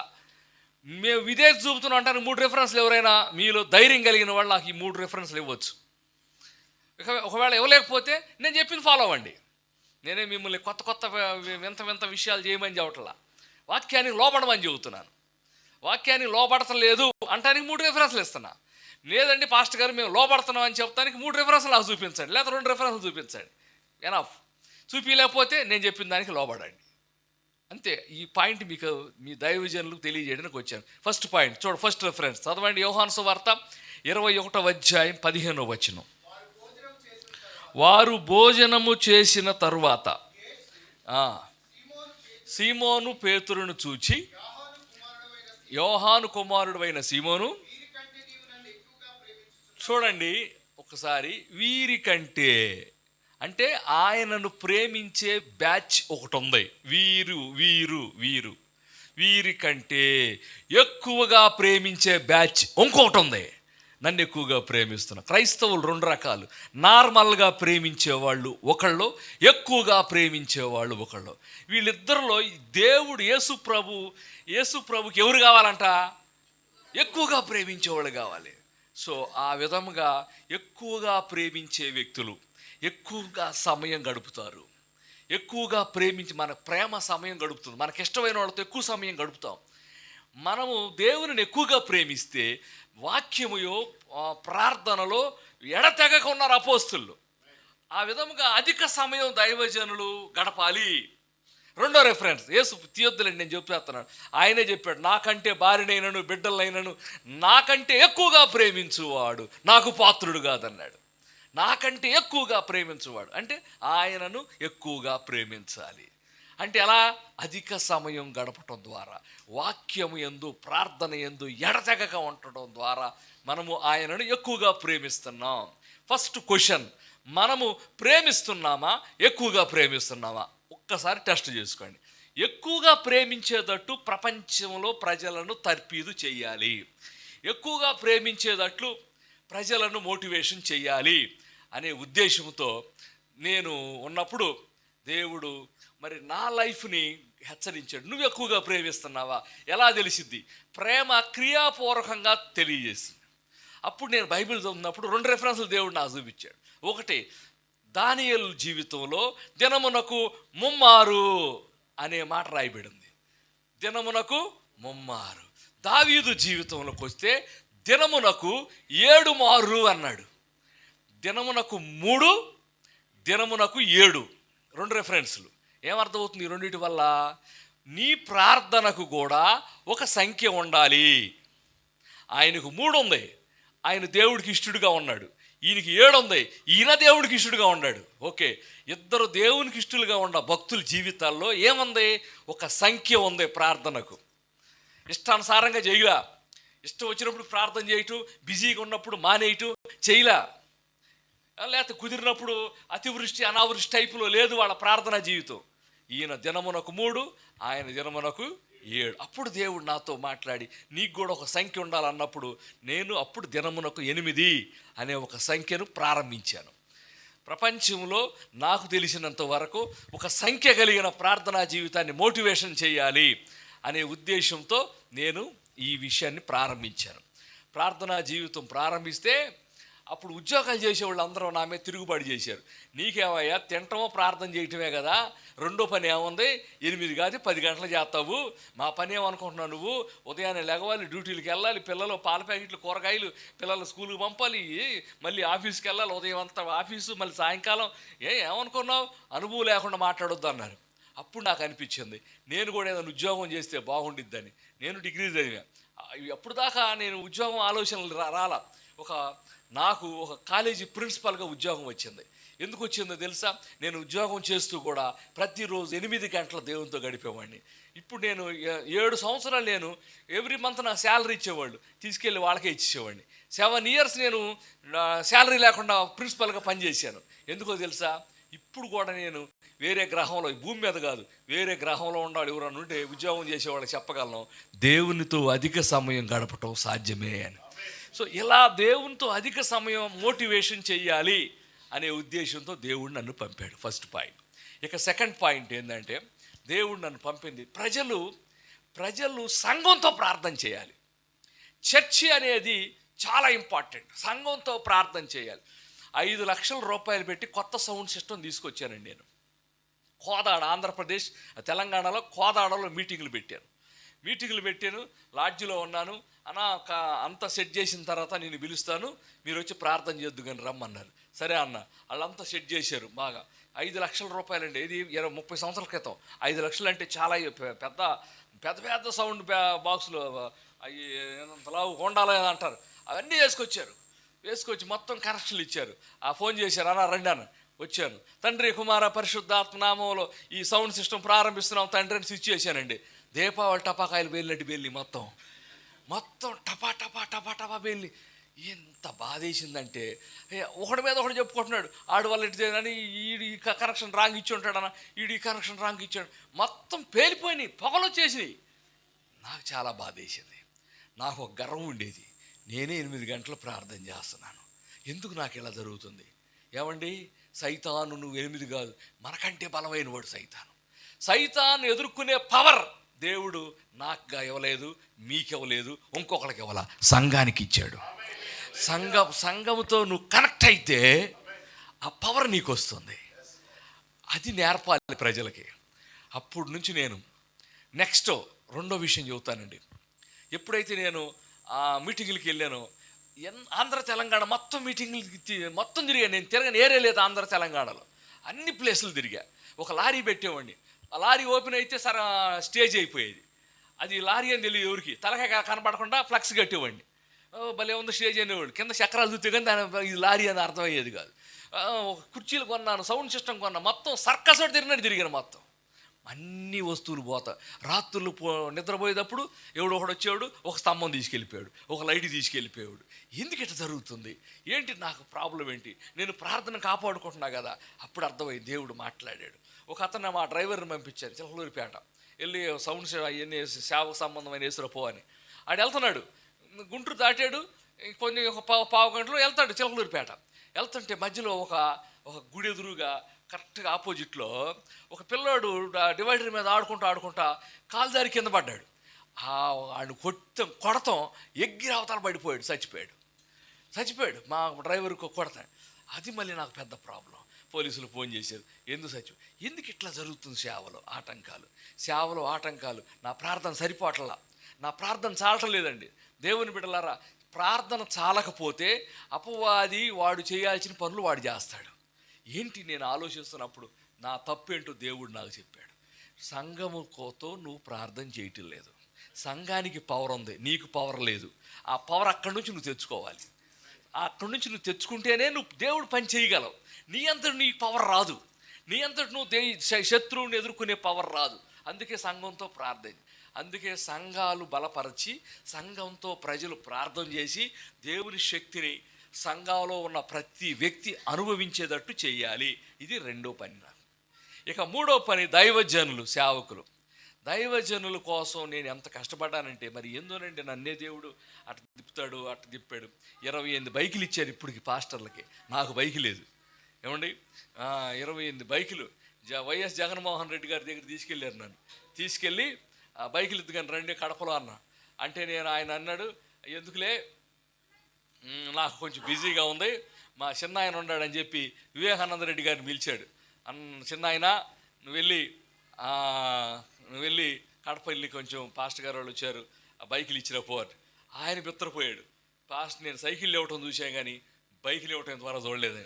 ఏమని పెట్టారా, గొప్ప విషయం కాదు కానీ నాకెందుకో సేవకులకు ఎంకరేజ్ చేయాలి, ప్రోత్సహించాలి. సేవకులు ఎందుకు దేవుడు సేవకులను ప్రోత్సహించమన్నాడంటే, బాగా వినండి, సేవకులకు నేను చెబుతున్నాను. ఒక ఎమ్మెల్యే ఒక నియోజకవర్గానికి సంబంధించినోడు, పక్క నియోజకవర్గానికి పనికిరాడు. ఒక కలెక్టర్ ఒక జిల్లాకు సంబంధించినోడు, పక్క జిల్లాకి పనికిరాడు. ఒక ముఖ్యమంత్రి ఒక రాష్ట్రానికి సంబంధించినోడు, పక్క రాష్ట్రానికి పనికిరాడు. ఒక ప్రధానమంత్రి ఒక దేశానికి సంబంధించినోడు, పక్క దేశానికి పనికిరాడు. కానీ ఒక సేవకుడు ప్రపంచానికి సంబంధించినాడు. చాలా సంతోషం. చాలామంది సేవకులు చప్పట్లు కొట్టారు. నేను క్వశ్చన్ అడుగుతున్నాను, చప్పట్లు కొట్టినందుకు. క్వశ్చన్ అని అడగనివ్వండి. మీరు ఎప్పుడైనా సరే నేను ప్రపంచానికి సంబంధించిన వాడను అని ఫీల్ అయ్యారా? అది చాలా ఇంపార్టెంట్. ప్రపంచానికి సంబంధించిన వారు మనం. అందుకే బైబిల్లో ఉన్నత పిలుపు అని ఉంది. పౌలు అంటాడు, దేవుడు మనల్ని ఏ పిలుపుతో పిలిచాడంట? ఉన్నత పిలుపు. అంటే చిన్నది కాదు, పెద్ద టాప్ అంతే, దానికంటే పెద్దది లేదు. ఈ ప్రపంచంలో మనకంటే పెద్దోడు లేడు.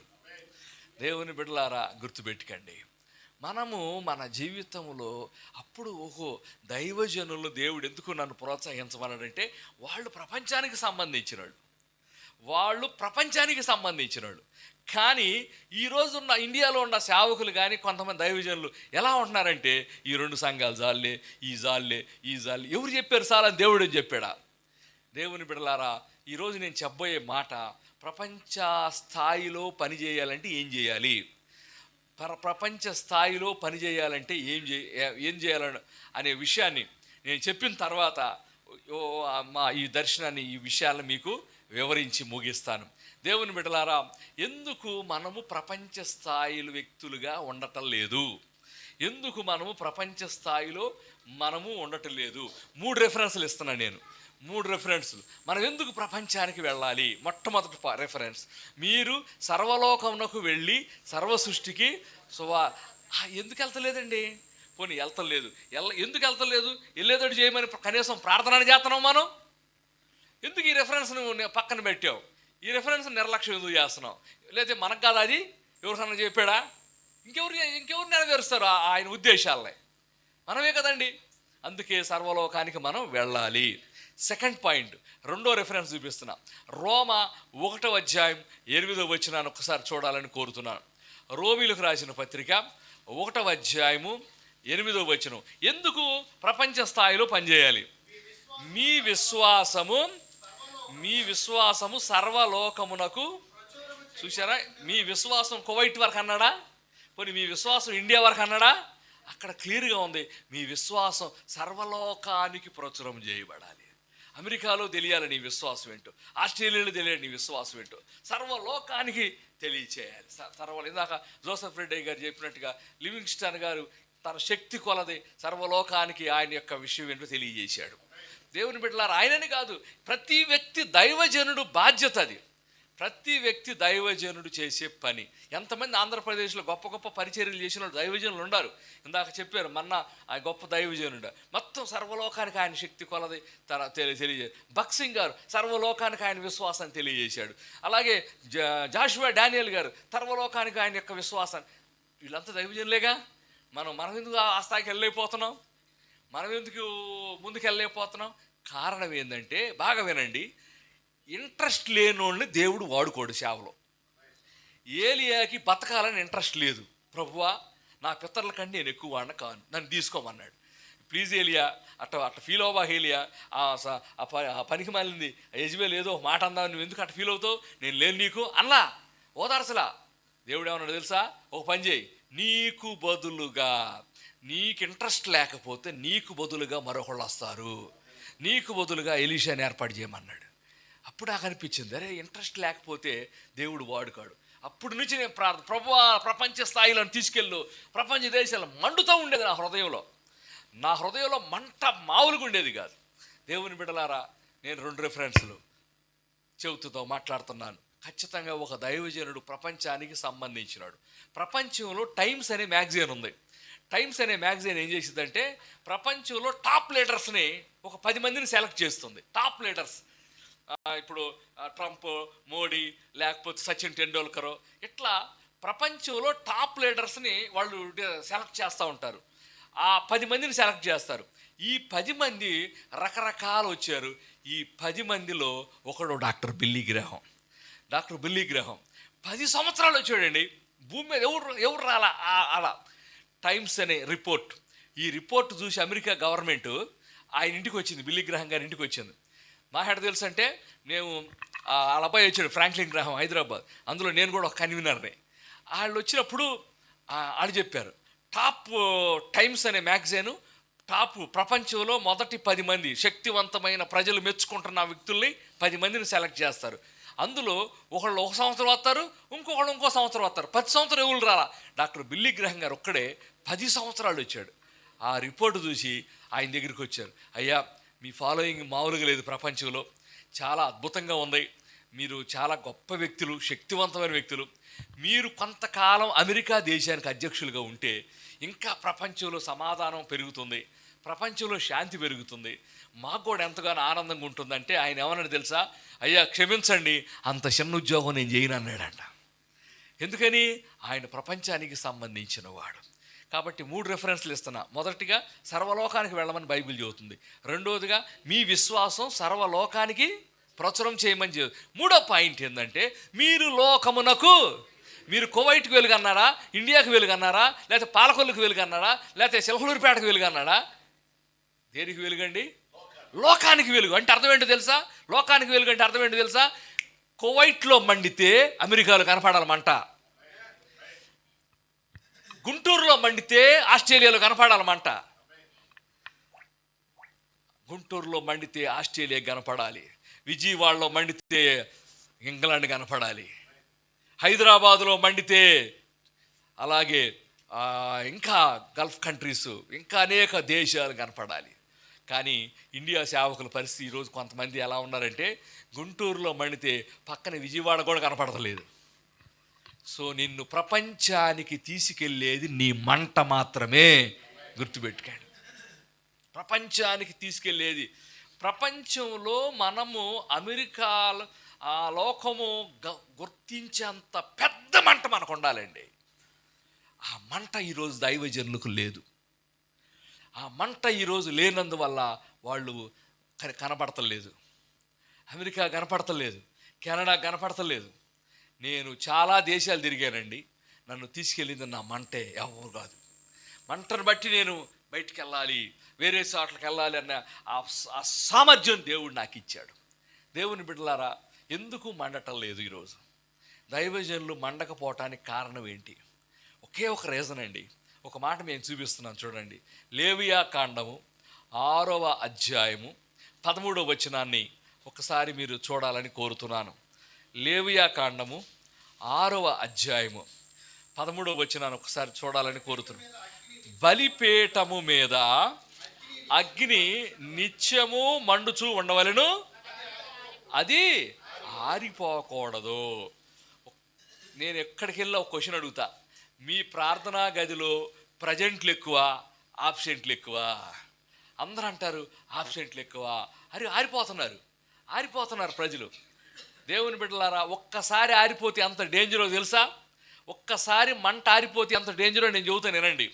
జనవరి 1వ తారీఖు ప్రారంభించావు మంట, 2వ తారీఖు కొనసాగించావు, 3వసారి పెరుగుతుంది, 4వ తేదీ కొంచెం పెరిగింది, 5వ తారీఖు పెరుగుతుంది, 6, 7, 8, 9, 10, 20, 25వ తారీఖున ఒక అర్జెంటుగా ఒక మీటింగ్ వెళ్ళావు. ఒక ఎమ్మెల్యే గారు మీటింగ్ పెట్టాడు, పిలిచాడు, హాస్టల్ అందరిని రావాలి. ఆ రోజు ఏదో వాళ్ళందరూ గిఫ్ట్లు ఇచ్చాడు. ఆ రోజు మంట ఆరిపోయింది. బిజీ వల్ల ప్రార్థన నడవలేదు. అప్పుడేమైందో తెలుసా? ఆ రోజు ఒక్కటే అవలా. మంట అనేది ఎప్పుడు కూడా కరెక్టెడ్గా ఉంటుంది. 1వ తారీఖు మంటను బేస్ చేసుకుని 2వ తారీఖు మంట డెవలప్ అవుతుంది. 2వ తారీఖు మంటను బేస్ చేసుకుని 3వ తారీఖు మంట అవుతుంది. 3వ తారీఖుని బేస్ చేసుకుని 4వ తారీఖు మంట పెరుగుతుంది. అట్లా పెరుగుతూ 25వ తారీఖున ఒక్కసారి ఆరిపోయిందంటే అంతకు ముందున్న 25 రోజులు మంట ఆరిపోయింది అన్నారు. ఇప్పుడు మంట ఎంత ఉంది వాళ్ళ దగ్గర? ఏమి లేదు. ఎన్ని రోజులు గడిచినాయి? 25 రోజులు. మళ్ళీ స్టార్ట్ చేసి 26వ తారీఖు ప్రభువా నీకు స్తోత్రం, మంట స్టార్ట్ అయింది. మళ్ళీ 27 మంట పెరుగుతుంది. మళ్ళీ 28, 30, 1వ తారీఖు, ఫిబ్రవరి 2, 3, 4, 5 పెరుగుతుంది. మళ్ళీ 15వ తారీఖున 20వ తారీఖున అర్జెంటుగా మీ బంధువులు పెళ్ళికి వెళ్ళాల్సి వచ్చింది, ఒక ఫంక్షన్కి వెళ్ళాల్సి వచ్చింది. ఆ రోజు నీకు మండటం కుదరలా. అప్పుడేమైంది? అంతకుముందు అన్న 1 నెల రోజుల మంట ఆరిపోయింది. ఇప్పుడు 2 నెలలు వేస్ట్ అయిపోయినాయి. మంట ఎంత ఉంది? ఏమీ లేదు. ఈ లెక్క ప్రకారం మనం సేవకు వచ్చి 20-30 సంవత్సరాలు అవుతుంది. ఎన్ని ఆబ్సెంట్లు అయినాయి? ఆ ఆబ్సెంట్లు అయిన ప్రతిసారి అంతకుముందు ఉన్న మంట ఏమైపోతుంది? ఆరిపోతుంది. సంవత్సరాలు ఏమో 30 అయింది, మంట ఏమో ఏమీ లేదు. ఇంకెప్పుడు అమెరికా కనపడే మంట వచ్చింది మనలో?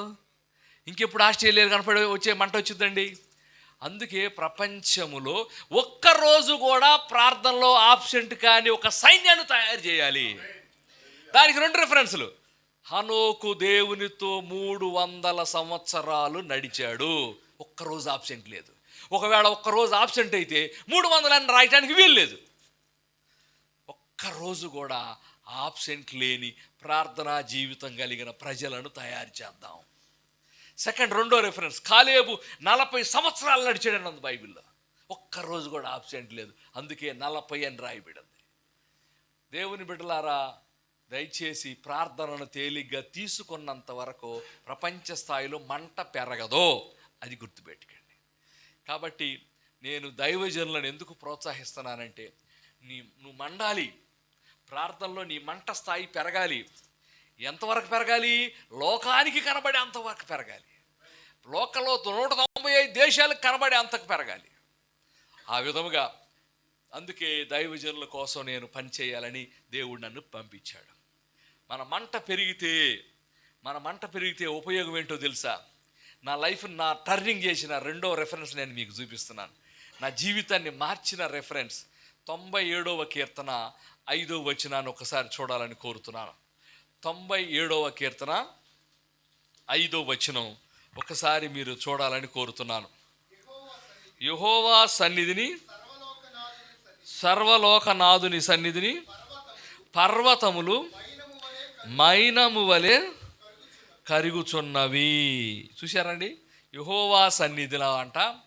పర్వతం అంటే ఒక సమస్య, పర్వతం అంటే ఒక ప్రాబ్లం, పర్వతం అంటే ఒక ఇబ్బంది. యెహోవా సన్నిధిలో ఆ పర్వతం ఏమైపోతుంది? కరిగిపోతుంది. దేవుని బిడ్డలారా, కరోనా టైంలో శవాలు పాతేయటానికి స్థలం లేక కరెంటు మిషన్లో పెట్టి స్విచ్ చేస్తే 10 నిమిషాల్లో అది బూడిదైపోతుంది, కరిగిపోతుంది. అప్పుడు అనిపించింది, ఇంత బలమైన ఎముకలు, బలమైన తొడలో మొత్తం 10 నిమిషాల్లో కరిగిపోతుందంటే ఎంత వేడి ఉంది దాంట్లో, ఎంత హీట్ ఉంది. ఇప్పుడు చెప్పండి, పర్వతం కరిగిపోవటం అనేది నీ మంట మీద డిపెండ్ అయ్యి ఉంది. ఎంత అధికంగా మంట ఉంటే అంత అధికంగా కరిగిపోతుంది. నీ మంట పర్వతాన్ని కరిగిస్తుంది. నీ ప్రార్థనా జీవితం పర్వతాన్ని కరిగిస్తుంది. కానీ ఆబ్సెంట్లు అవుతూ ఉంటే మంటంతా ఆరిపోతుంది. ఆబ్సెంట్లు అవుతూ ఉంటే మంటంతా ఆరిపోతుంది, పర్వతం కరగదు. ఒక మాట చెబుతానేనండి. పూర్వకాలంలో ఇద్దరు రాజులు యుద్ధాలు చేసుకునేవాళ్ళు. ఒక రాజు గెలిచేవాడు, ఒక రాజు ఓడిపోయేవాడు. ఈ గెలిచిన రాజు ఓడిపోయిన రాజుని ఏం చేస్తాడు తెలుసు? సెకండ్ ఇచ్చి పంపుతాడా? అయ్యా నువ్వు బాగా ఈసారి గట్టిగా ట్రై చేయని. పంపడం, హింసిస్తాడు. గెలిచినోడు ఓడిపోయినోడిని హింసిస్తాడు. నేను నా ప్రార్థనలో ఓడిపోయినంటే గెలిచింది ఎవరండి? అపవాది. గెలిచిన వాడు ఓడిపోయినోడిని ఎలా ఏం చేస్తాడు తెలుసా? బాగా వినండి. పర్వతాలు కరగాల్సినది పోయి పర్వతాలను పెంచుతాడు. ఈరోజు చర్చికి వస్తున్న దైవజనులు, విశ్వాసులకి ఒక దైవజనుడు చూపించాల్సిన మాదిరి ఏంటంటే తన పర్వతాలు ఎలా కరిగిపోతున్నాయో చూపించాలి. అది చూపించకపోకుండా పర్వతాలు పెరిగిపోతున్నాయి. ఎంతోమంది దైవజనులు నేను చూశాను, వాళ్ళ లైఫ్లో పర్వతాలు పెరిగిపోతున్నాయి, ప్రాబ్లమ్స్ పెరిగిపోతున్నాయి. పెరగకూడదు, కరిగిపోవాలి, కానీ పెరుగుతున్నాయి. ఎందుకు పెరుగుతున్నాయి? నీ మంట తగ్గితే పర్వతం పెరుగుతుంది. దేవుని బిడలారా, నా లైఫ్లో ఇప్పుడు వరకు నేను ఒక సీనియర్ టీవీ స్పీకర్ని ఇండియాలో. నేను ఎప్పుడు టీవీలో డబ్బులు అడగల. దాదాపు 25 సంవత్సరాలు టీవీలో మాట్లాడుతూ ఉన్నా. ఇండియా మొత్తంలో 500 ఛానల్స్ ఉంటే ఏ ఛానల్లో కూడా ఎవ్రీ డే 1 అవర్ ప్రోగ్రాం ఉండేది. ఇండియాలో లేదు. ఒకే ఒక ప్రోగ్రాం ఇండియా మొత్తం మీద. దేవునితో మాట, దెయ్యముతో ఆట, చిలకలూరిపేట. 1 అవర్ నాదే. అప్పుడు దేవుడు నాకు కొంచెం భారం, అనేక మందికి దైవజనులకు అవకాశం ఇవ్వచ్చు కదా అని ఆలోచన ఇచ్చినప్పుడు ఎంతోమంది దైవజనులు టీవీలోకి తీసుకొచ్చా. బెల్లంపల్లి ప్రవీణ్ గారు అయితేనేమి, పరలోకనేస్తం ఐజాక్ గారు, వీళ్ళందరూ ఎంతో పెద్ద పెద్ద, ఇప్పటికీ నేనే వాళ్ళందరూ టీవీలో తీసుకు. వాళ్ళు ఎవరో నాకు తెలియదు, వాళ్ళ డెనామినేషన్ ఏదో నాకు తెలియదు. దేవుని వాక్యం ప్రకటించండి అని సేవకుల కోసం ఎంతగానో నేను నిలబడ్డా. పబ్లిక్ నాకు ఇప్పటి వరకు నేను శుభవార్త ఛానల్ కట్టింది దాదాపు 6 కోట్లు ఇచ్చారు నాకు పబ్లిక్. నేను ఎప్పుడు వాళ్ళని డబ్బులు అడగలేదు. నాకు పర్వతం కరిగిపోవాలంటే మరొక ఆప్షన్ లేదు, మంట పెంచుకోవటమే. నేను లాస్ట్ ఇయర్ మలేషియా వెళ్తానికి 50 లక్షలు ఖర్చు అవుతుంది ఎస్టిమేషన్ వేసాను. వేసేటప్పుడు నా దగ్గర 10 లక్షలే ఉన్నాయి మొత్తం చూస్తే. ఇంకా నాకు 40 లక్షలు కావాలి. పెద్ద పర్వతం అయిపోయింది నాకు. నేను భయపడలా. ప్రార్థన, దేవుని సన్నిధిలో పర్వతం మైనం వల్లే కరిగిపోయింది. ఎట కరిగి చేస్తాడు నాకు తెలియదండి. హైదరాబాద్లో ఒక ఆయనతో మాట్లాడతా, అయ్యప్ప 40 లక్షలు కావాలి సార్, ఇంకా ప్రార్థన చేయండి అన్న. ఆయన అన్నాడు, నేను ఇచ్చేస్తాను, నేను బ్యాలెన్స్ అన్నాడు. అయ్యా 5 రూపాయల దగ్గర నేను ఇచ్చేస్తాను అన్నాడు. తేలిక చెప్పేశాడు. 40 lakhs 1 person నాకు ఇచ్చేసాడు. ఎందుకు చెబుతున్నానంటే పర్వతములు మైనము వలె కరిగిపోతుంది. మంటను బట్టి మంట పెంచుకుంటే చాలు, దేనికి భయపడాల్సిన అవసరం లేదు. దైవజనులు ఈ సూత్రం గుర్తించాలి, దైవజనులు ఈ ఫార్ములా గుర్తించాలి. మంట పెంచుకోవటం నేర్చుకోవాలి, పర్వతాలు కరిగించడం నేర్చుకోవాలి. ఒక దైవజనుడే విశ్వాసులకి పర్వతం దేవుని ప్రార్థన ద్వారా ఎలా కరిగించగలడో నేర్పించగలడం. అందుకే నేను ప్రపంచములో మంట మండే వ్యక్తులను తయారు చేద్దాం అనే ఒక విజన్తో నేను నీ మంచికి రావటం జరిగింది. ఏమండి, ఎందుకు మండాలి? నెంబర్ 1, ప్రపంచానికి కనపడాలంటే నువ్వు మండాలి. ఎందుకు మండాలి? నెంబర్ 2, పర్వతాలు కరిగిపోవాలంటే నువ్వు మండాలి. నెంబర్ 3, ఎందుకు మండాలో లాస్ట్ పాయింట్ చెప్పేది ముగిస్తాను. నేను టీవీలో మాట్లాడుతున్నప్పుడు, దెయ్యం గురించి చెబుతున్నప్పుడు ఒక్క ఫోన్ కాల్తో 30 మిస్డ్ కాళ్ళు వచ్చాయి. ఏందబ్బా ఎంత ఫ్లోటింగ్తో మాట్లాడుతున్నారని చెప్పి నేను వాళ్ళందరికి మళ్ళీ ఫోన్ చేసేవాడిని. దెయ్యాలు ప్రాబ్లమ్స్తో ఉన్న వాళ్ళందరూ నాకు ఫోన్లు చేసేవాళ్ళు. పాస్టర్ గారు రాత్రి అంతా దెయ్యంతో తొక్కుతుంది, మీద పడి తొక్కుతుంది, నాకు నిద్ర పడతలేదు అని నేను అనేవాడిని. అమ్మ యేసుప్రభు ఒక ఆమె ఫోన్ చేసింది నాకు రాజమండ్రి నుంచి. పాస్టర్ గారు రాత్రి అంతా దెయ్యం మీద పడి తొక్కుతుందండి, ప్రార్థన చేయండి. యేసుప్రభు నమ్మకమ్మ, తొక్కటం ఆగిపోయింది అనేవాడిని. వాళ్ళు అనేవాళ్ళు నమ్ముకుని 10 సంవత్సరాలు అవుతుంది అనేవాడు. అయినా తొక్కుతుందా? అవునండి. అప్పుడు నేను అనేవాడిని, నువ్వు దొక్కాల్సింది పోయి నిన్ను దొక్కతమేంది అనేవాడిని. సమాధానకర్త యొక్క దేవుడు సాతాన్ను మీ కాళ్ళ క్రింద తొక్కిస్తాడన్నాడు. మనం దొక్కాలి. వీళ్ళు అంటారు, అది నన్ను తొక్కుతుందా, అది నిన్నెట తొక్కుతుందమ్మా, నువ్వు దొక్కాల్సింది పోయి అనేవాడు. నేను అదేనండి అర్థం కావట్లేదు. ఏంది అర్థమైంది నీ మొహం? మండే స్టవ్ మీద ఏగలవాలో మండే వ్యక్తుల మీద దెయ్యాలు రా, గుర్తుపెట్టుకో అనేవాడు. మండే స్టవ్ మీద ఏగలు వాళ్తాయా, మండే వ్యక్తుల మీద దెయ్యం ప్రాబ్లం ఎదుర్కొంటున్నావంటే నువ్వు ఆరిపోయావు. సో 3వ పాయింట్, ఎందుకు మండాలి? భూమి మీద ప్రతి విధమైన దెయ్యాన్ని అణిచివేయాలంటే నువ్వు మండాల్సిందే. సో అర్థమైందండి మండటం ఎంత ఇంపార్టెంట్. ఈ మంటను ప్రపంచానికి అంటించాలంటే నేనేం చేయాలి? మంటను గురించి నేను 220 పుస్తకాలు రాశాను. ప్రార్థన గురించే రాశాను, 220 పుస్తకాలు రాశాను. గవర్నమెంట్ ఆఫ్ ఇండియా భారతదేశంలో ఎక్కువ పుస్తకాలు రాసిన వాళ్ళు ఎవరని ఒక సర్వే చేసింది. సర్వే చేస్తే శ్యామ్ చౌదరి గారు ఎక్కువ పుస్తకాలు రాశాడు. కానీ ఆయన చనిపోయాడు. వాళ్ళకి బతికున్న వాళ్ళు కావాలంట. ఒక సంవత్సరం మ్యూజిక్ మీద, ఒక సంవత్సరం పాటల మీద, ఒక సంవత్సరం లలిత కళలో, ఇట్లా సంవత్సరానికి పోస్టల్ డిపార్ట్మెంట్ ఒక్కొక్కళ్ళ మీద అవార్డులు ఇస్తూ వచ్చారు. అప్పుడు సాహిత్యం మీద ఇవ్వాలనుకున్నారు. ఎవరు ఇండియాలో ఎక్కువ పుస్తకాలు రాశారు? శ్యామ్ చౌదరి గారు చనిపోయాడు. నెక్స్ట్ ఎవరు ఉన్నారు చూడమన్నారు. నెక్స్ట్ గవర్నమెంట్ ఆఫ్ ఇండియా నన్ను కనుక్కొని నా పేరు మీద పోస్టల్ స్టాంపు, పోస్టల్ స్పెషల్ కవర్ను నేను ఇది మీకు చూపిస్తున్నా రిలీజ్ చేసింది. ఇది గవర్నమెంట్ ఆఫ్ ఇండియా నాకు ఇచ్చిన అవార్డు.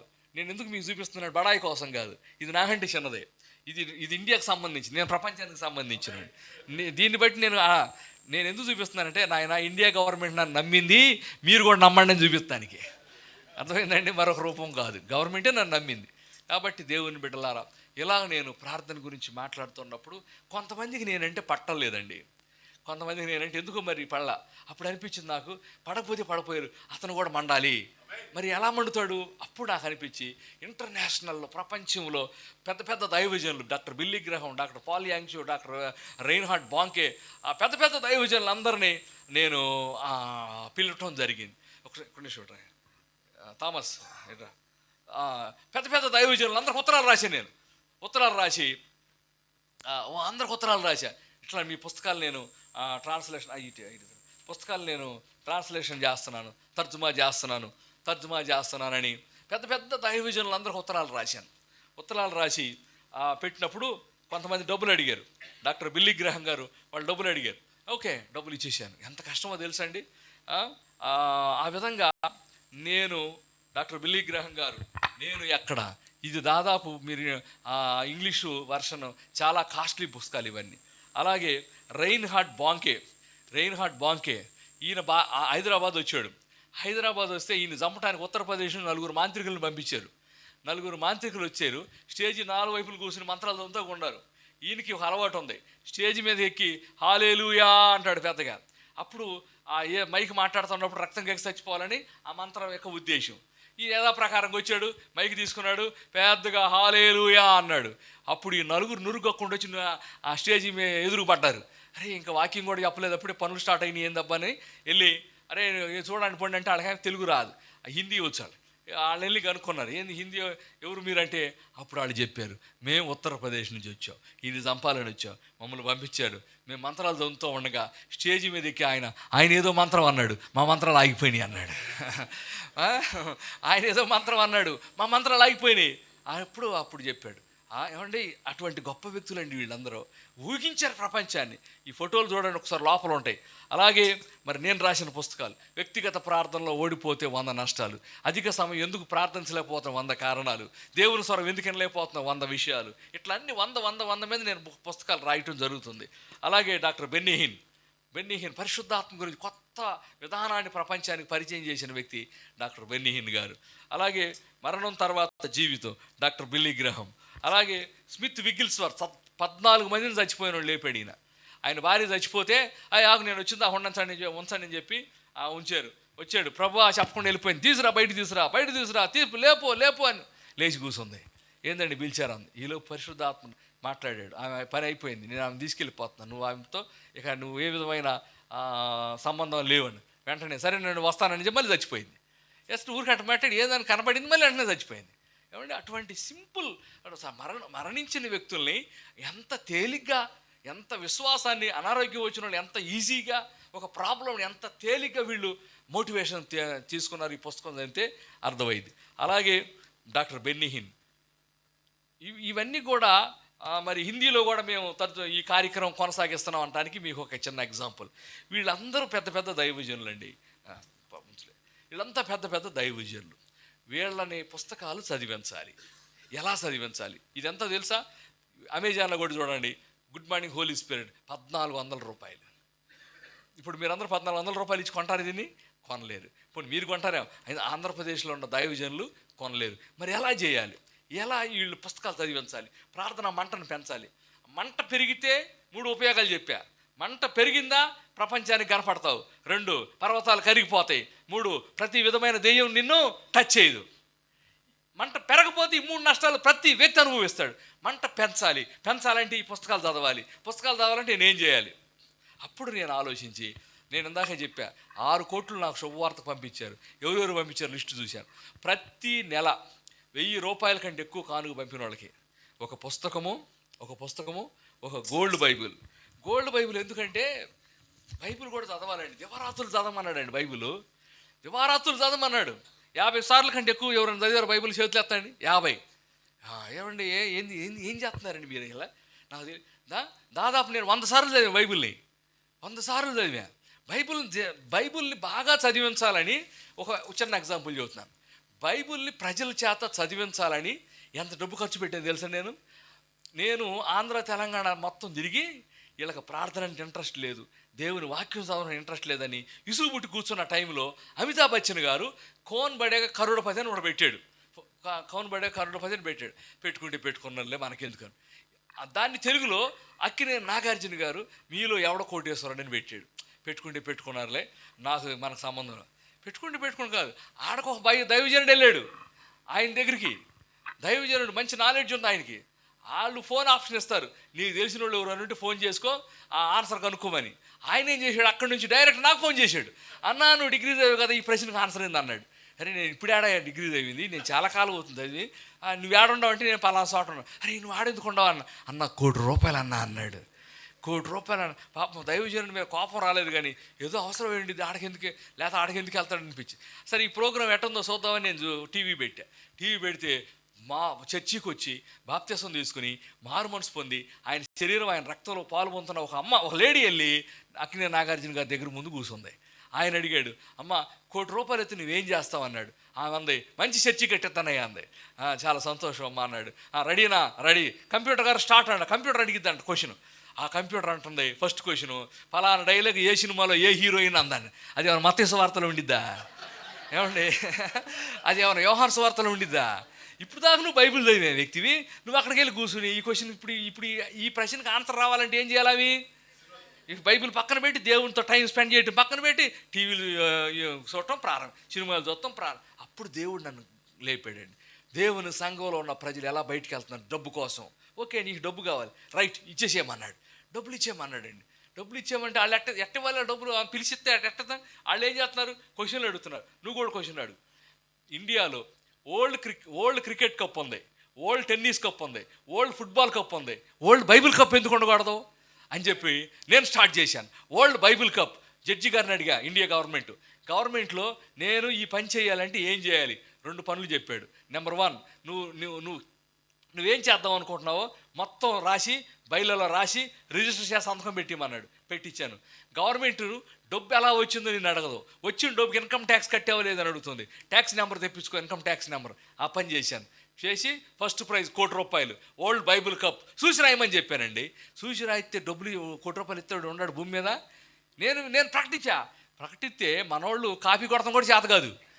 ఏమంటే చూసి రాయమన్నానండి. నేను ఇందిరాగాంధీ తాతయ్య అడుగుతున్నానా, నెపోలియన్ మనోడు ఏమైనా అడుగుతున్నానా, దావీదు మంత్రి ఎవరు ఎక్కడ రాయి చూసి రాయి. కాపీ కొడతాం కూడా రాయట్లేదు. నాకు కోపం వచ్చి హెడ్డింగ్ మార్చా.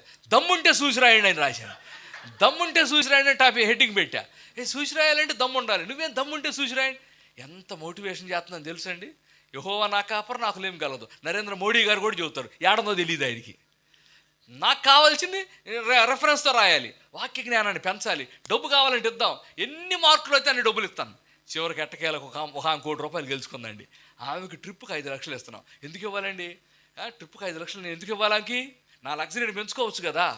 దేవుని బిడ్డలారా, దివారాత్రులు బైబిల్ చదవాలి. అందుకే బైబిల్ నేను ఇవ్వటం జరుగుతుంది ఫ్రీగా. లక్షల బైబిల్ పంచేవాడు ఫ్రీగా ఎవ్రీ మంత్. అసలు ఇప్పుడు నాకు బైబిల్ సప్లై చేయలేకపోతున్నారు అక్కడ సొసైటీ వాళ్ళు, కానీ అయిపోయినాయి. దేవుని బిడ్డలారా, నేను అప్పుడు ఎవ్రీ మంత్ 1000 రూపాయలు నాకు ఎవరైతే కానుక పంపుతున్నారో వాళ్ళకి ప్రతి నెల దాదాపు 2000 రూపాయలు విలువ చేసే మెటీరియల్ నేను పంపుతున్నా. పుస్తకాలు చదివి వాళ్ళు మండటం స్టార్ట్ చేశారు. ఇంకా దీన్ని పెంచాలని 3వ పాయింట్ యాడ్ చేశా. ఏంటి? 2 సంవత్సరాలు ఎవరైతే నాతో కలిసి పుస్తకాలు చదువుతారో 2 years వాళ్ళని ఒక్కొక్కరికి 50,000 ఖర్చు పెట్టి వేరే దేశానికి ఫ్రీగా తీసుకెళ్తాం ప్రారంభించారు. ఇప్పుడు మీరు ఇండియాలో ఉంటే ఇంత భక్తి ఉండేది కాదు మీకు. ఇక్కడ ఉన్నారు కాబట్టే మనిషికి ఏందోనండి, దేశం దాటితే భక్తి పెరిగింది. మరి అది రీజన్ ఏంటో మరి తెలియదు.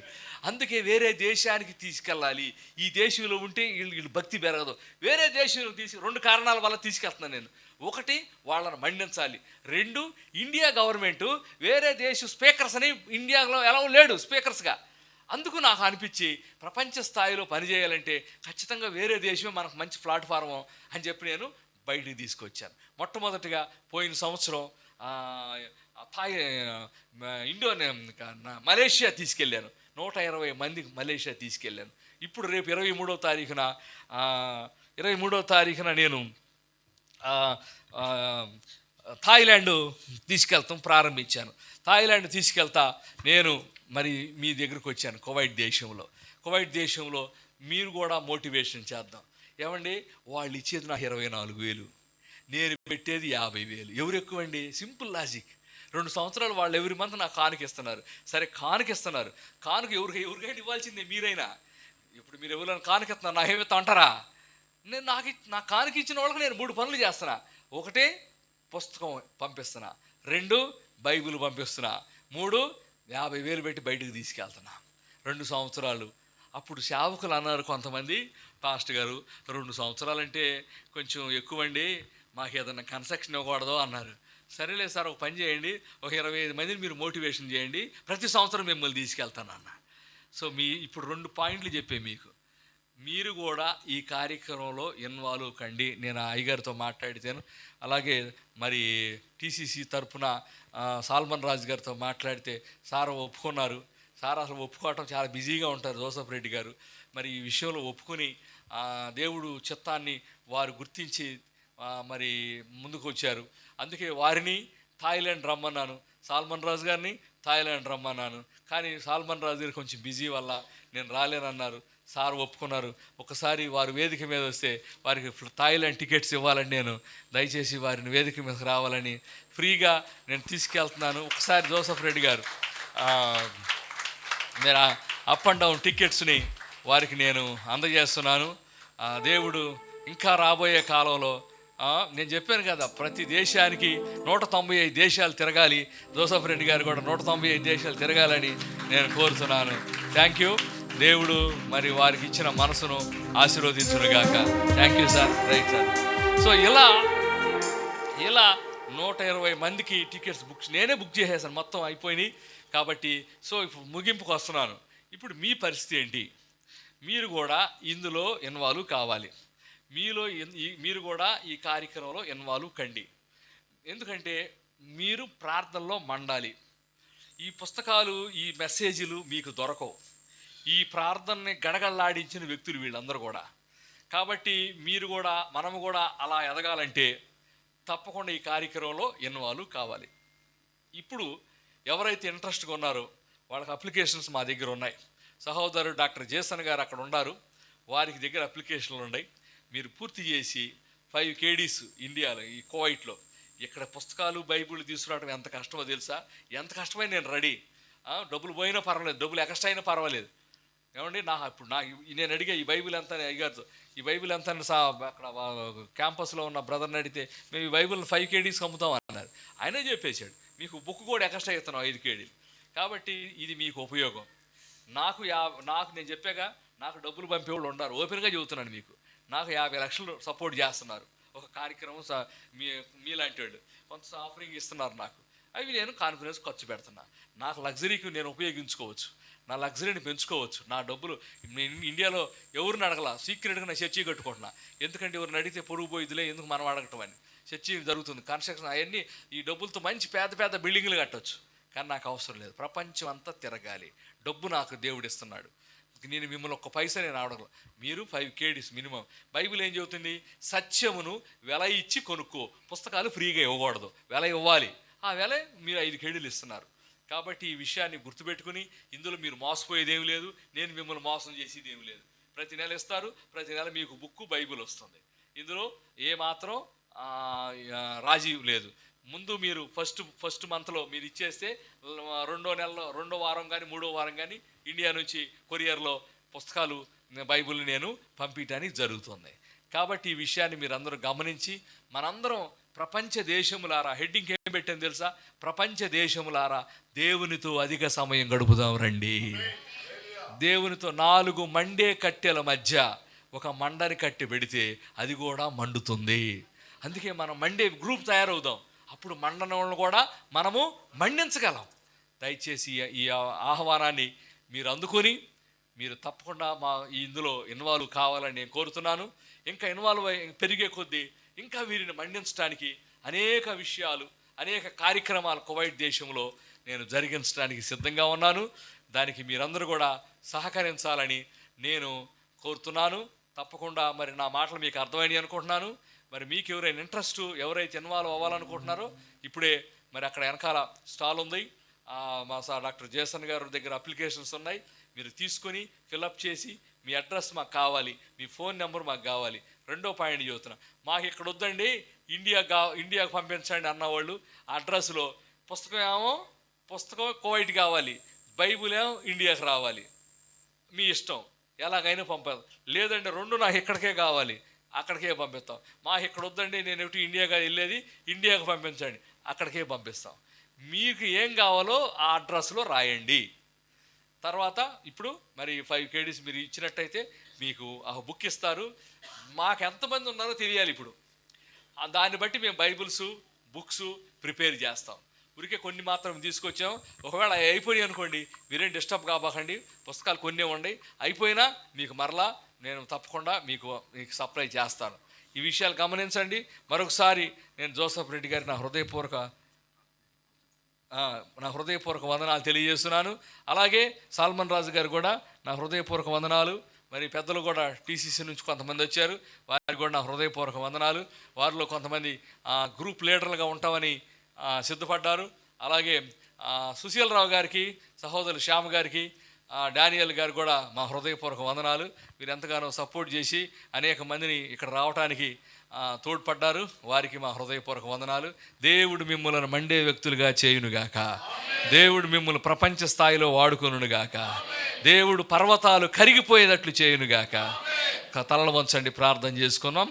పరిశుద్ధుడా, ప్రేమ కలిగిన తండ్రి, మమ్మల్ని ఉన్నత పిలుపుగా పిలిచావు. పిలుపుకు తగ్గట్టుగా ఉండాలని బైబిల్ చెబుతున్నా, మేము ఉండలేకపోతున్నాం. పిలుపుకు తగ్గట్టుగా ఇదిగో నాయన మేము ఉండేది సహాయం చేయండి. ఈ కువైట్ దేశంలోకి మొట్టమొదటిగా మీ దాసుడు జేమ్స్ విలియం గారి ద్వారా నన్ను ఇక్కడ పిలిపించారు. అలాగే మీ దాసులు జోసఫ్ రెడ్డి గారిని పరిచయం చేశారు. నా అపోస్తులు లివింగ్స్టన్ అయ్య గారిని పరిచయం చేశారు. ఇదిగో గొప్ప గొప్ప అనేక మంది సంఘ కాపరులను పరిచయం చేసి ఇక్కడ కూడా ఒక ఉద్యమాన్ని ప్రజలు మండే విధంగా, ఒక సైన్యాన్ని తయారు చేసే విధంగా మాకు ప్రజలందరూ మాకు దైవజనులు సపోర్ట్ చేస్తున్నందుకు మీకు వందనాలు.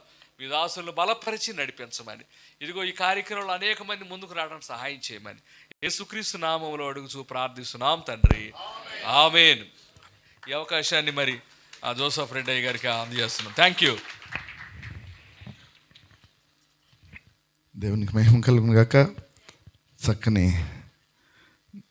దేవుని మాటలు మనం పంచిపెట్టి మనల్ని బలపరిచిన దైవ సేవకులకు రత్నకుమారయ్య గారికి నిండు వందనాలు తెలియజేస్తున్నాను. తమ్ముడు తీసుకుని భోజనాలు రెడీ అయ్యాను. స్టిఫెన్ జాయిల్ వెళ్ళాను.